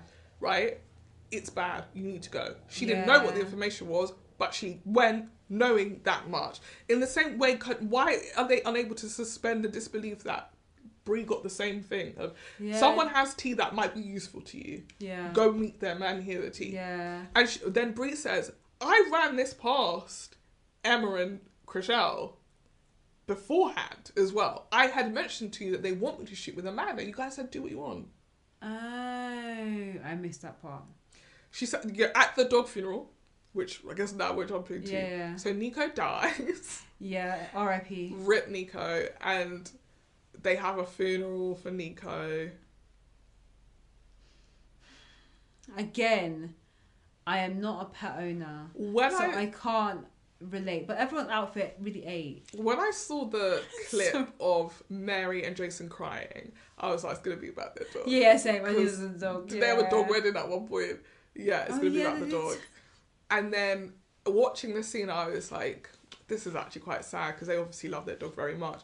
And then even at the funeral, when they were getting choked up talking about him, I was like, they loved their dog. Yeah, they loved their dog. You know, he's gone. Yeah. And much like any type of loss, and obviously because we don't usually hold dog funerals, it feels like classic Selling Sunset and the lives of the rich and famous to overindulge, like to throw a lavish funeral for your dog. Yeah. But I do think the sentiment of like these two people really love their dog, and also this dog was a big part of the show. There's probably a connection as well. And all of our characters will have interacted with the dog at some point. Like, I was like, do you know what? I really came into this wanting to find it funny, and at the beginning when they all started walking into the funeral, I was like, wow, like this is so goofy. But by the end, I was like, it was really sweet. Yeah, when he was like, you know, we walked barefoot on the lawn, and I could just feel Nico all around us, and I know he's watching us, and I was like, sure. Would you take the ashes and put it into ink to tattoo on your skin? Which is what they did. I think everybody deals with grief differently. No, for real. I don't think my first thought would be to get a tattoo of my deceased dog and or anybody deceased that I loved. With the ashes. Yeah, I don't think that would be my first thought. I also, do we know if that's hygienic? I have no idea, but it doesn't sound hygienic to me. Yeah, I'm going to give that one a miss. Yeah. I don't think my family member or my dog wanted me to die as a result of them dying. So I'm going to give that one a miss. But I would put it in a locket, maybe. That's really sweet, yeah. Wear it with me. I mean, I understand, like, dogs are literally like children to some people, so it was really... Call them fur babies. It's really sweet. And but I think there was the episode after the funeral, there was a point when they choked up again, and I was like, come on, guys. They can't talk about anything but them dogs. I said, let us move on. They had a whole dinner, could barely talk about it. I was like, let us move on. We need to keep the story moving. They're co-parenting the ashes So let that sink in. They are co-parenting the dog's ashes. Then Jason was going to buy a Ferrari to distract him from Nico. I said, look, rich people, their lives are not like ours. I know, if they could do one thing, they can distract themselves with money, man. Yeah, money. It's just not money the same. is, The average person cannot buy themselves a Ferrari when their family member The average dies. person can't buy Over their dog meal. dying, let alone a family. What would they do? What would you do? What would you do if an actual family member died? Buy a couple more. I don't know. It's not even funny. It's just like it just felt so. I wasn't sure if this was for the TV show or do was what for you real. need to do. I'm gonna say grief does affect people in such different 100%. ways. Do what you need to do for real. Yeah. But at the dog funeral, Bree is upset because so they call Chriselle, Emma, and Chelsea. When they're together talking about this, how did Bree get this information? They call her. The call was weird. It was but weird. like the way Chelsea was like, call her. And the two of them were like, and you could tell Chriselle was like, no. I don't really want to do that. She's like, call her. Yeah. I was like, well, we know who's Queen Bee. Because you actually picked up your phone and you called her. Yeah, because to me, what about calling her to ask her what? You need to go and speak to her. I thought for me, Chelsea, like... Yes, the two... Emma and Chriselle did not need to be in this situation at all. If Chelsea's issue is that she feels like Brie was messy to bring that to her, that's for Chelsea and Brie to discuss. There is no reason why Emma needs to be like, I will not speak to Brie because of the situation. And there was no reason for Chriselle to be like, we need to get both sides. You two aren't in it. No, because and then at the end they're like, I'm so exhausted of talking about this. I'm like, it's got nothing to do with you. If anything, this is Chelsea's issue, and Brie, unfortunately, is the messenger. But like, I'm trying to even put this into lay terms. If Shoshana's husband had cheated on her, and a person that Shoshana didn't really like, let's say Elijah, suddenly came back on the scene, and the first thing Elijah said was, "Oh, Shoshana, your husband's cheating on you." Am I beefing Elijah? no, everyone forgot who the main enemy is. The man. Why am I beefing Elijah? The man is the enemy. The only thing I thought they were going to say, which I think is reasonable, and it's crazy that they didn't say this, where is the proof? Yeah. Where is the proof? Your friend texts you. Your friend didn't take no pictures. You don't talk, so how do I know I made this whole thing up? And that's what I need to talk to my husband. Yeah, that's what I thought Chelsea to my was going to husband do in that conversation. I thought she was going to be like, where's the proof? I thought it was going to be, I need to speak to my husband. I thought it was going to be a lot of defence, but I think Chelsea probably knew. Yeah. And that's which is something that Bruce said earlier. It's like people always know when stuff like this is going on. You know, she probably sensed that this was unfortunately the case in their marriage. So, yeah, that part felt like it was missing. Also, no one knows who this Amanda girl is, but she's just Bree's mate, apparently. Yeah. But yes. So they have this conversation with Bree where she's like, "I didn't do that, and if you think that of me, then this friendship is toilet," which is fair. Yeah, because my friends thought I had. Yeah. Again, orchestrated. I don't know. It just is so, like you said, such low stakes in comparison to what actually happened. Yeah. You guys are talking about it like I made her husband cheat on her. I did not. No. I did not. Mm. I guess what they're saying is you should have refused to shoot with Amanda. Yeah. But if the only information that Chelsea got about that Bree meeting was Bree has information for you, Then why would Bree have known not to shoot with her? That's the thing. I think Bree, unfortunately, would have been damned if she did. Damned if she didn't. Yeah, 100%. Whichever way she went around it, because lose-lose situation. It 100% was. If for instance, Amanda and Bree had the conversation, she found out about the cheating on camera, but then still pulled Chelsea aside and told her off camera. Chelsea would have beefed with Bree probably after the series wrapped because of the scene where she found out the teaser. Yeah. And also, if Bree didn't say anything, and because she was very gleeful when she found out. Let's not sit here and say she was like, "Oh, I'm so apologetic. Oh, I'm so sorry. Feel so sorry for her." No, she was like, "Well, good for you, bitch. You was talking about me last week. Now look at you." And and also like even at the end of the season, you saw even her reaction. Like that's why I'm not Team Bree, because I find Bree quite conniving. I listen. I felt like I was actually starting to want to Bree, and I genuinely think she had done the right thing. Like a very difficult thing, because like you said, it was a lose-lose situation, but I feel like she did the braver of the lose-lose things, right? the bit that was stuck, and I also felt for her in her saying like, okay, Emma, you're saying that you want to be there for Chelsea and to support Chelsea, but when Chelsea was coming at me when I was 6 weeks postpartum about my baby and my household, you didn't say anything, and then Emma was like, but I did tell her something. I think, yeah. But like, you didn't stop being friends with her, which is the point, right? She was like, I want to be there for Chelsea. Chelsea didn't say, don't ever speak to Brie. You made a decision to do that. So yeah, as your friend, I'm going to be like, it's kind of weird that you cut me off on your own volition. Yeah. Not because she asked you to cut me off, because you wanted to cut me off. Yeah, Emma made a decision before. She brought it up. Emma said, I think Brie messy as hell for bringing that. So something's up, I don't like it. Yeah. So they try and have this conversation. Emma's kind of like, oh, I don't know what to say to you. I'm there for Chelsea because Chelsea's going through something. And she was like, okay, cool. You're Chelsea's person now. Don't ever come back to me. Yeah. Emma's like, I guess it is what it is. Like, it's just, it ends up, like, it's just all very really weird. catty. I can't work out what the issue, whose issue was whose, like, her and Emma having a conversation, Brie and Emma having a conversation, okay, fine. But then Chelsea coming up in Chrishell, like, it doesn't help. No. Like, Brie, I feel like, felt ganged up on, even though I think Chrishell was there to be on her side. Yeah. I think that she felt attacked. Yeah. I think she felt like Chelsea saying, well, Emma's my best friend, and I think because she's my best friend, she feels like she needs to. And then Brie's like, we get it, she's your best friend. Yeah. We get it, she's your best friend. And that was when I was like, all trauma. I'm taking from that conversation is that those two, that Chelsea's trying to be like, I have a best friend and you don't. Nobody wants to be your best friend, which is, I genuinely did not think that's what she was trying to get. I think she was trying to say, these are my genuine friends, and I do not want to be the reason why they can't speak to another one of their friends, right? And that is why I felt like if she'd let her finish, she was going to say, I'm not going to tell them that they can't be friends with you. Yeah. Like, but you and me, we don't have to be friends. We don't need to be friends. And I think when Brie cut her off, I was like, well, for that person to be like, I'm not a girl's girl, I don't really care. I've been in the rooms with B archers who don't like me. You know, all that front really broke down there when Chelsea was just saying like, look, these girls are my friends, like they're my best friends, and I trust them.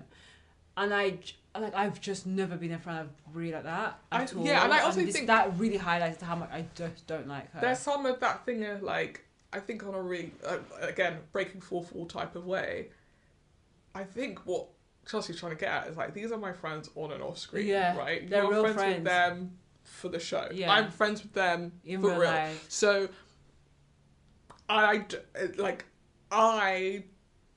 don't want to make them cheese. Yeah. But also, is it unreasonable that they would want to take care of me in this hour of need if they're my genuine friends? And are you even back at the brokerage? By that point she is back. She's back, but there's no official. They're like, oh yeah, she's back. What changed? Her wig. Oh. Because as we were saying, Jason has a type. All of a sudden, Brie's wearing blonde wigs. I mean, Brie. She is the queen of ethnically ambiguous. And then her ex-husband, who came to view a house, that one threw me off. I was like, from him to Nick Cannon, explain. You do what you need to do. Explain what you need. And that's what the beauty of being ethnically ambiguous is. You can go where you want to go. I thought she was just Italian. That woman tanned it as hell. She's tanned it in a way that's like, you if you didn't know she was Italian, you would be like, yeah. What do you mix with? Yeah. You know? Yeah, no, true. And I think she capitalizes off that. Sorry. Yeah. She does. That also gets on my nerves. I just find that she tries so hard to be black. Oh. No offense. Offense taken. I didn't say that. I said that off my chest. I didn't say that. She understands. But I just found that conversation really unproductive. I get it. I feel like she felt attacked. She got defensive. But like, I think this is a situation that's very triggering for her, which she doesn't want to admit. And if she had, it might have been like, it might not have gone down the way that it went, but it did. Yeah. I think that the cheating aspect touched a lot of people. Even Chrishell, like the way she's talking about her story of the friend, like her husband, ex-husband, whoever it was, cheated with her friend. So men, I told you, men and dogs. Dog. Mid. So after that, they all go their separate ways again.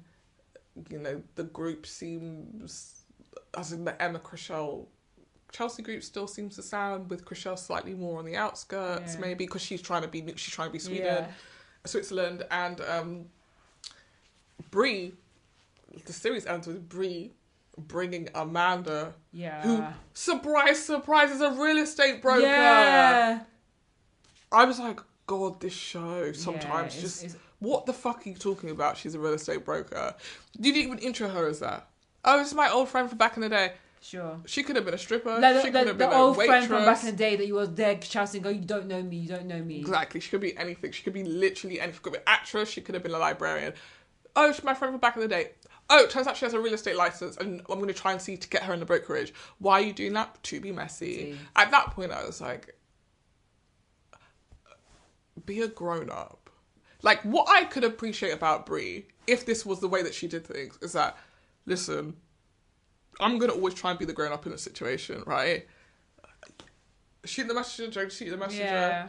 What I'm not going to do is stoop down to what you're doing, right? However, because what I could appreciate about Chelsea is whatever she's going through, even this misplaced rage at Brie, is not really about Brie. It's about the fact that her life is imploding. Yeah. And what I hoped was that Brie would be mature enough to go, this isn't you. Or maybe it is you, but I'm not going to hold it against you because you're going through shit. Yeah. And Brie, I also kind of see it from Brie's perspective, which is like, why do I have to be the person to hold space and empathy for someone who did not hold space and empathy for me? But then leave it. Yeah, but no. Leave it alone. No, because she's like, I want to win. I want to show that I'm the bad bee. And what annoys me the most about Brie's storyline, or just Brie's storyline in the past couple of seasons, is that she does bring absolutely nothing to the brokerage. Like, she brings nothing. She doesn't sell homes. Okay, she sold land. Okay, at the minimum, she brings quote-unquote celebrity faces for viewings of houses that they will not buy. So that's what Brie does. Apparently, Nick Cannon is one of the exec producers on the show, or one of the producers on the show, which I don't think is true. I don't think it's true. But that was one of the rumours, because they were like, how is she still on this show? When she did that little temper tantrum last season, when she was like, camera, get out of my face, I'm leaving the show, get out of my way. She did the same thing this season. And she did the exact same thing this season. Honestly, they should have been like, great, leave her. Or they know how she behaves, so they go to just antagonize her. It was so funny when she said, get the fuck out of my face. And the cameraman moved slightly to the left, but it was still lingering. I was like, this is so funny. Just go if you're going to go, or stay if you're going to stay. It's like, ooh. So, like, for me, she's so... I just find that aspect of her so entitled. And I still keep on wondering, like, she pretends like she... Not pretends. She probably has a lot of wealth. Because she came, with the caviar and the chef when it was the potluck dinner. That's Nick Cannon's money. That's the thing. I'm always wondering, where's this wealth from? Because she acts so entitled. Her house was dead, empty. Yeah. But anyway, she is petty. Yeah, she's basically saying, oh, next season, round 2 of a fight. That, perfectly honest. You've won because Chelsea isn't... At the moment, Chelsea just needs to get her life together. Also, I'm sorry, of a fight where...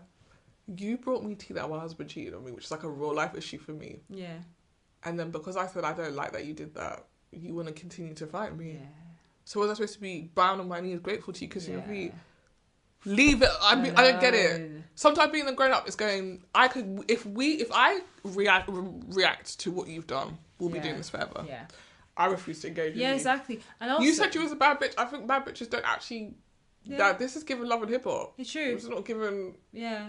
Please. We end the series on Chelsea looking at a house for a buyer and then saying, I think I can imagine myself living in this house, because they completely skipped acknowledging that Chelsea has spoken to her husband. I'm assuming she must have. Yeah, she must have, but it was off camera, yeah.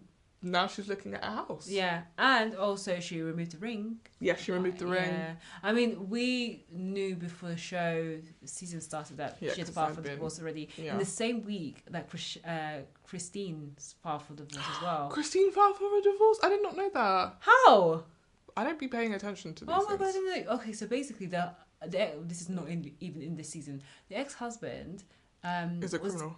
Domestic violence. Oh no. He tried and let me go. That is crazy. Let me get the news because it's nuts. Honestly, it was literally all happened in the same week. So yeah, before the season started, we knew some of these already. Christine. As you're looking, also I forgot to say Joey Essex is on the season. And that's, yeah, I was going to say some other memorable moments. Joey Essex, the guy that can never quit reality TV. I know what you're thinking. Joey Essex, wasn't he just on Love Island? Yes. Yes. And now he's buying a $5 million, which he's not, buying a $5 million home in LA. Everyone for was his like, LA friends, question mark, question mark, yeah, question mark. everyone was like, how can he even afford it? Also, they set him up as being mates with Chelsea, which, no. No. But very funny. I love the minute they're like, oh, you're a Brit. So let's just say you guys have been friends for years. Okay. Because they introduced him early in the season with his other friend who was like, Amanda was like, yeah, he's kind of hot. Not Joey Essex, the friend. As you're 47, grow up. Yeah. Not this boy. Yeah, let's be real. Let's be real. This could be your son. I know. I think they were really trying to get Amanda to have a storyline. Yeah, to be like the horny one in the group. Yeah.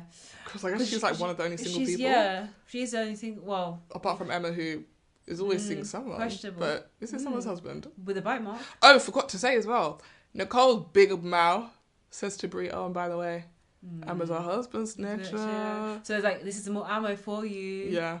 So everything else was it was becoming very, very messy. So yeah, in the lead up to this season, we found out about Chelsea's divorce. And then literally the week, like literally end of last week, before the series started, there's a whole bunch of beef from like different cast members. Firstly, it was Chrishell and Nicole. I don't exactly know what they were beefing about, but it's definitely been things that they watch on the show back, and also the fact that they were angry with the production company as well. Some of the things that were happening. Then Chelsea was pissed at Brie, but actually Amanda, because she called Amanda racist. They were like, why did you bring your racist friend to the show? Because apparently Amanda's had racist tweets in the past. Love that. So I don't know if we're going to see here in season 9, but the way that Selling Sunset is, they usually shoot some of these seasons together and then just split it in half. So I don't know if edit out all the first seasons. True. I don't know if season 8 is like season 8 part A and there's going to be a part B later on, or if we're going to get 2 distinct seasons. Yeah, I mean it's 11 episodes long. It was quite a long season, but also no reunion though. Yeah, no reunion, and also we didn't even get like a throw forward to the next part or next season. So I think this might be it. Yeah. So that happened. The only other things I was going to say about the Joey Essex visit, the outfit that Chelsea wore, she wore like a cropped blazer, like similar to what she did at the brokerage, like the Manhattan Beach one. Mm-hmm.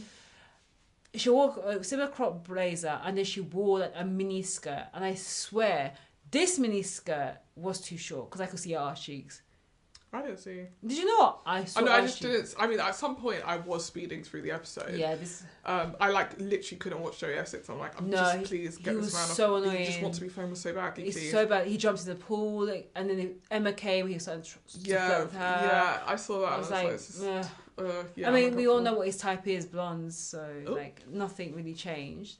Other really memorable moments. Alana, yes, Brie called her vanilla when he was talking to Amanda. But I really liked Alana this season, especially for her first. Wait, let me finish. There was a house that Brett got her on to help develop, especially because there was no privacy on the property, so they needed like landscaping to help like cover it. And I do think that Alana came, she was like, project manager dropped out, but I'm told you I'm going to come back. I'm going to find a solution to this. And she found a solution. And I just really liked the way that she was operating. So she did her work. Yeah. Fam, in the season where no one's really doing their work, like, yeah. I mean, people, they sold houses this season. They did. Do you know what they did? The market. They just didn't show them on screen. No. But people were selling stuff. Yeah, Jason was even selling more houses, actually. Yeah, they said that they had the most profitable month that they've had in the history of the brokerage. You know what? After a year where the market was literally on the ground. Yeah. That's to give them something. Other key things. Jason now has the empty shell of a house from Kanye West. So we know that there's going to be another season of unrealistic homes needing to be sold. He still has not sold the penthouses. No, this penthouse has not been sold. They've slashed $2.5 million off it already. The Manhattan Beach house that they hasn't sold. That one was valued for $30 million. But actually, Chelsea was like, they need to reduce it. Yeah. we'll wait and see next season. Brett and Mary said, let's wait till the parents move out. Because parents moving out season? Yeah, it's cool season, so okay, we'll see. I think that Chelsea's going to be right, but you know. What other things? What does she know? Shirley lives there. Chelsea's Chelsea's house might be on the market soon. Who? Chelsea's house might be on the market. It's true. Chelsea's house may be on the market, so. Chriselle's starting the process of looking for sperm donors. Yeah, and they might use Emma's brother. Yeah, that was weird. Won't be awkward at all. It won't be because when the season when Chriselle and Emma are gonna beef, because that's gonna eventually happen. What's gonna happen there? I think even more complicated. Like, you and G Flip want to raise a child. Is it you, G Flip, and Emma's brother? Because you want Emma to be the aunt, but that would involve telling your child, knowing who their father is, and essentially the father. Because how can the aunt be in their life but the father not in their life? Okay. Like, is you, G Flip, and this guy having a baby? Yeah, I think that was just. Is he ready to have a baby? Yeah, it was for the TV because it's wild.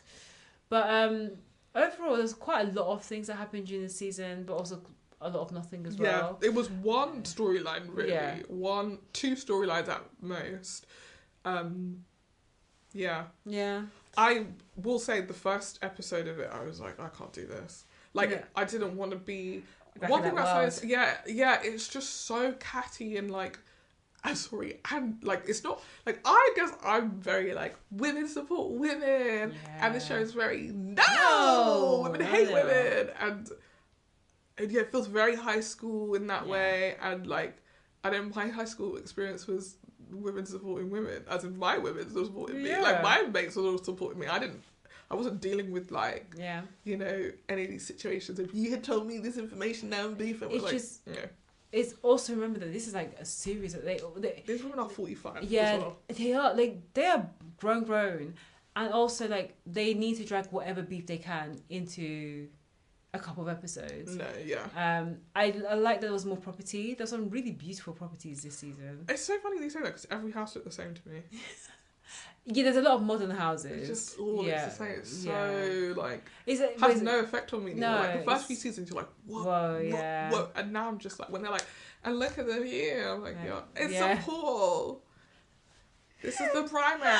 I think it's just when it comes to like properties, LA will always stand out because I remember going back to Owning Manhattan, a show that I almost forgot. Like there were just a lot of penthouses, and you're like, wow, this is really cool. Look at the view of the skyline, like cool, but like the houses are tiny. Whereas these ones like just the beauty of like, I think it was the beauty of the architecture and like the stories behind the developers and how they built it. I think that was some of the highlights in terms of the property aspects, but. The drama aspect was mainly Chelsea, and probably seeing her kind of grow up a bit this season for like a very sad and traumatic situation. She's humanised in this. I think again. Not to get all my fucking soapbox about this, but like black women, as always, need to be humanised for a white audience because a black confident woman is not relatable. No. And this season, what she goes through suddenly makes her incredibly relatable. And I'm sure that lots of people who were anti-Chelsea will be maybe not be pro, but like a bit more sympathetic towards her. And I get it. It's good TV. But it does bother me that like women have to, specifically black women, need to have suffered in order to earn people's respect. You can't just be like, no, I'm good. I'm actually good. And also, last season she told us about her very difficult, you know, relationship with her mother. That to me was like, what do we need to be literally crying, ripping out our eyeballs for you guys to be like, oh. I don't know. And that's because you guys are much more comfortable with black trauma than you are with black joy. Yeah. That is the truth. That is the truth of it. It's very true. It's really sad to see everything that happened with Chelsea. The fact that she kept on coming into work, whereas after Nico's death, everyone was like, Mary just needs a bit of time to go be at home. I'm like, Chelsea's here every single day. Isn't that? I know, it's rich. No, I was going to say, isn't that also a symptom of black women get up, go to work? Yep. get up, go to work. It doesn't even matter if you got hit by a bus yesterday. Guess what you're going to do? You're going to get up and go to work. You got to keep going. Yeah. You don't have the luxury of being like, I need time. Yeah. Like, Yeah. I also think even if they gave you time, you wouldn't even know what to do with it. You would probably still try and come to work because we have just taught you just keep going. No matter what is happening to you in your life, you get up, you keep going, going until you grind yourself into the dirt and you get ill and you have to go to the hospital for 3 months. And that's the first time you take a break, because when people actually give you the option, you're just gonna keep working. Yeah. It's sad. It's sad. Watching her come into work, I was like, I recognize this person. Yeah. And it's like, don't be here. But also, what's she supposed to do? Sit in the house with the man that she hates, who she hasn't spoken to yet.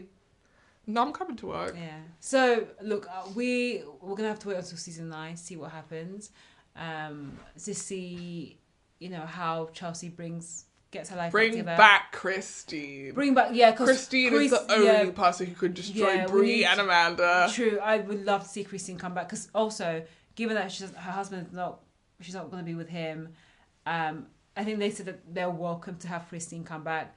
It would just be great to see her come back. I know that there'll be a lot of tension, but I do not like the idea of Brie and Amanda. That last scene really made me feel very icky. Yeah, I did not like that. I did not like that. I'm not Team Brie. It was definitely giving Mean Girls in a way that's like, you think this is going to eat, but it's actually very pathetic because you're a grown-up woman. You're not at all. Have this energy for Nick Cannon. Fam! And all these other baby mamas. Oh. Why is she beefing up with baby mamas? I don't know. It's just... See, you're the problem. It was my situational comedian element to the show. What's funny about that? It just is. It's not, and I think you should examine it. Okay. What would you rate this season? 3 out of 5. Same. I actually enjoyed it. It was definitely there's definitely be some seasons of Selling Sunset where it's nothing, whereas this one had story, had drama, and it had property, like what we expect from Selling Sunset. It really did. It had outfits. And the outfits. Of varying ridiculousness. Oh, 100%. And we need it. But also, like, I love that we get some, like, gradation with, like, Alana being normal and then Chelsea being Chelsea. I'm obsessed with Alana. Oh, my God. She's going to be the villain of next season. Just watch it. Just watch. She's going to have to... I think she's going to fight Nicole. Because she's like, I really don't be liking how Nicole keeps going on about this Emma thing. And I've told you to leave it. And leave us out of it. It's going to come... Also, I want to know more about this Emma thing. But, we'll wait and see. Yeah, she's built up so much tension now across a whole season. If we find out in season 9 it's not shit, get Nicole off the show. Yeah, absolutely. Because that girl, she's begging to. I wouldn't be surprised if she's made this whole thing up so she can be relevant. Yeah. Next time, Married at First Sight. Oh yeah, it's come back. Yeah. So. Do you want to hear another reality show? Goodness me, we're gonna be just bashing them out. Yeah. Okay, let's do it. We can do it. Until there's anything else that you've watched and is worth. I'm watching Chaos. I started watching Chaos. I need to start watching it. Is it good? Yeah. I mean, I like Queen Miss. So. I thought you would love it, but yeah, everyone keeps saying that. Like, am I that fucking predictable? No, you're gonna love classics. You did the classics and all that fun stuff. Yeah, but I also, fucking dance. Nobody suggested that Dance 100 was going to be my favourite show, and it was. And was it? Yeah, I really liked it. I was upset they cancelled come back for a second season. Yeah, because no one watched it, sorry. Well, I did. Well, you can do your own Dance 100 at the Christian festivals. Why? Or the festival camps. At the Christian festivals being like 5, 6, 7, 8, and 1, 2, 3, 4, and hit, bump, hit, and bump. Okay, let's do Love at First Sight. Yeah. I mean, sorry. Love at First Sight, not a show. Maybe we should create our own show format, because the girls and the guys out there really need the love. As two people who have not found it, why do you think we can build the format? Because, if you can't teach. Okay. I mean, it's weird, because what are you teaching people? You don't know the answer yourself. It's like the student became the master, but the master is dumb. It doesn't make sense. What are we teaching you guys? Just how to persevere. I think the show should be couples come on, yeah, and they basically have a double date with you and me, and then at the end we tell the girl whether or not she should dump that guy. And then we'll see if they listen or not. Yeah, exactly. You know what? It's not like we haven't been doing that, so why not? I think we should offer a service where we rate, and we could do it for guys as well. Like, whoever writes in is like, hey, I just want to know, Is this person You legit? know what, it's true. And then we'll have a dinner with them and we'll just let them talk and we'll see how they vibe as well. Because sometimes you meet people and they're cool and then you see how they treat their partner and you're like, Okay, ooh. ooh. And then we just give them an honest review. Like, the vibes was weird. And we rate you 3 out of 5. Yeah, and then they can choose if they're going to stay together or not. That's a really good idea. Because I think I mentioned this last time, one of the times I was pod. I remember I went to see a friend.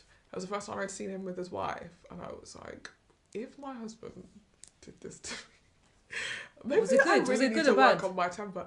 He just kept cutting her off when she was talking. Oh, I I don't was like that. Don't do that. And also, don't do that in front of people. Yeah. I mean, this is maybe... Just stepping on her toes, like, give me... No. I just would have been like, I would have raised my voice. There Yeah, I That's think what I would have done. maybe this is another episode of a pod, we can talk about it. But I really feel like when you are in a relationship, you have to learn about forgiveness. And I just don't know. There's a lot of people that disrespects you in a relationship, and how much forgiving is too forgiving. I think, especially at the beginning of a relationship. it's being able to decipher what's deliberate and what's like a growing pain. Like, imagine you do something that you think is perfectly reasonable, and then I say to you, by the way, when you do that, it makes me feel like shit.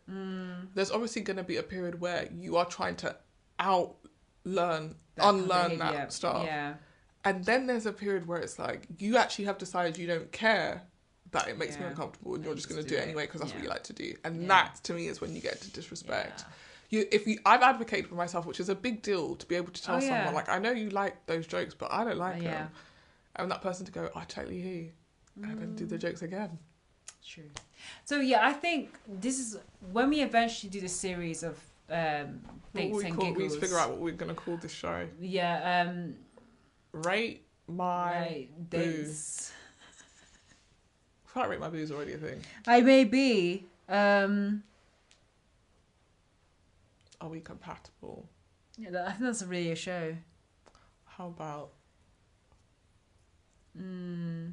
should I leave his but ass for a white girl? What do you want, a Barbie? What about this? You just want some tits. What about the ass? I don't have any creative juices right now, but you know, Think of the title. I'll think of a title. I mean, it's not married people, just dating advice. It's literally anybody. Be like, oh, we've been dating for 6 months. I want him to be my boyfriend, but we're not official yet. Advice or advice? Huh?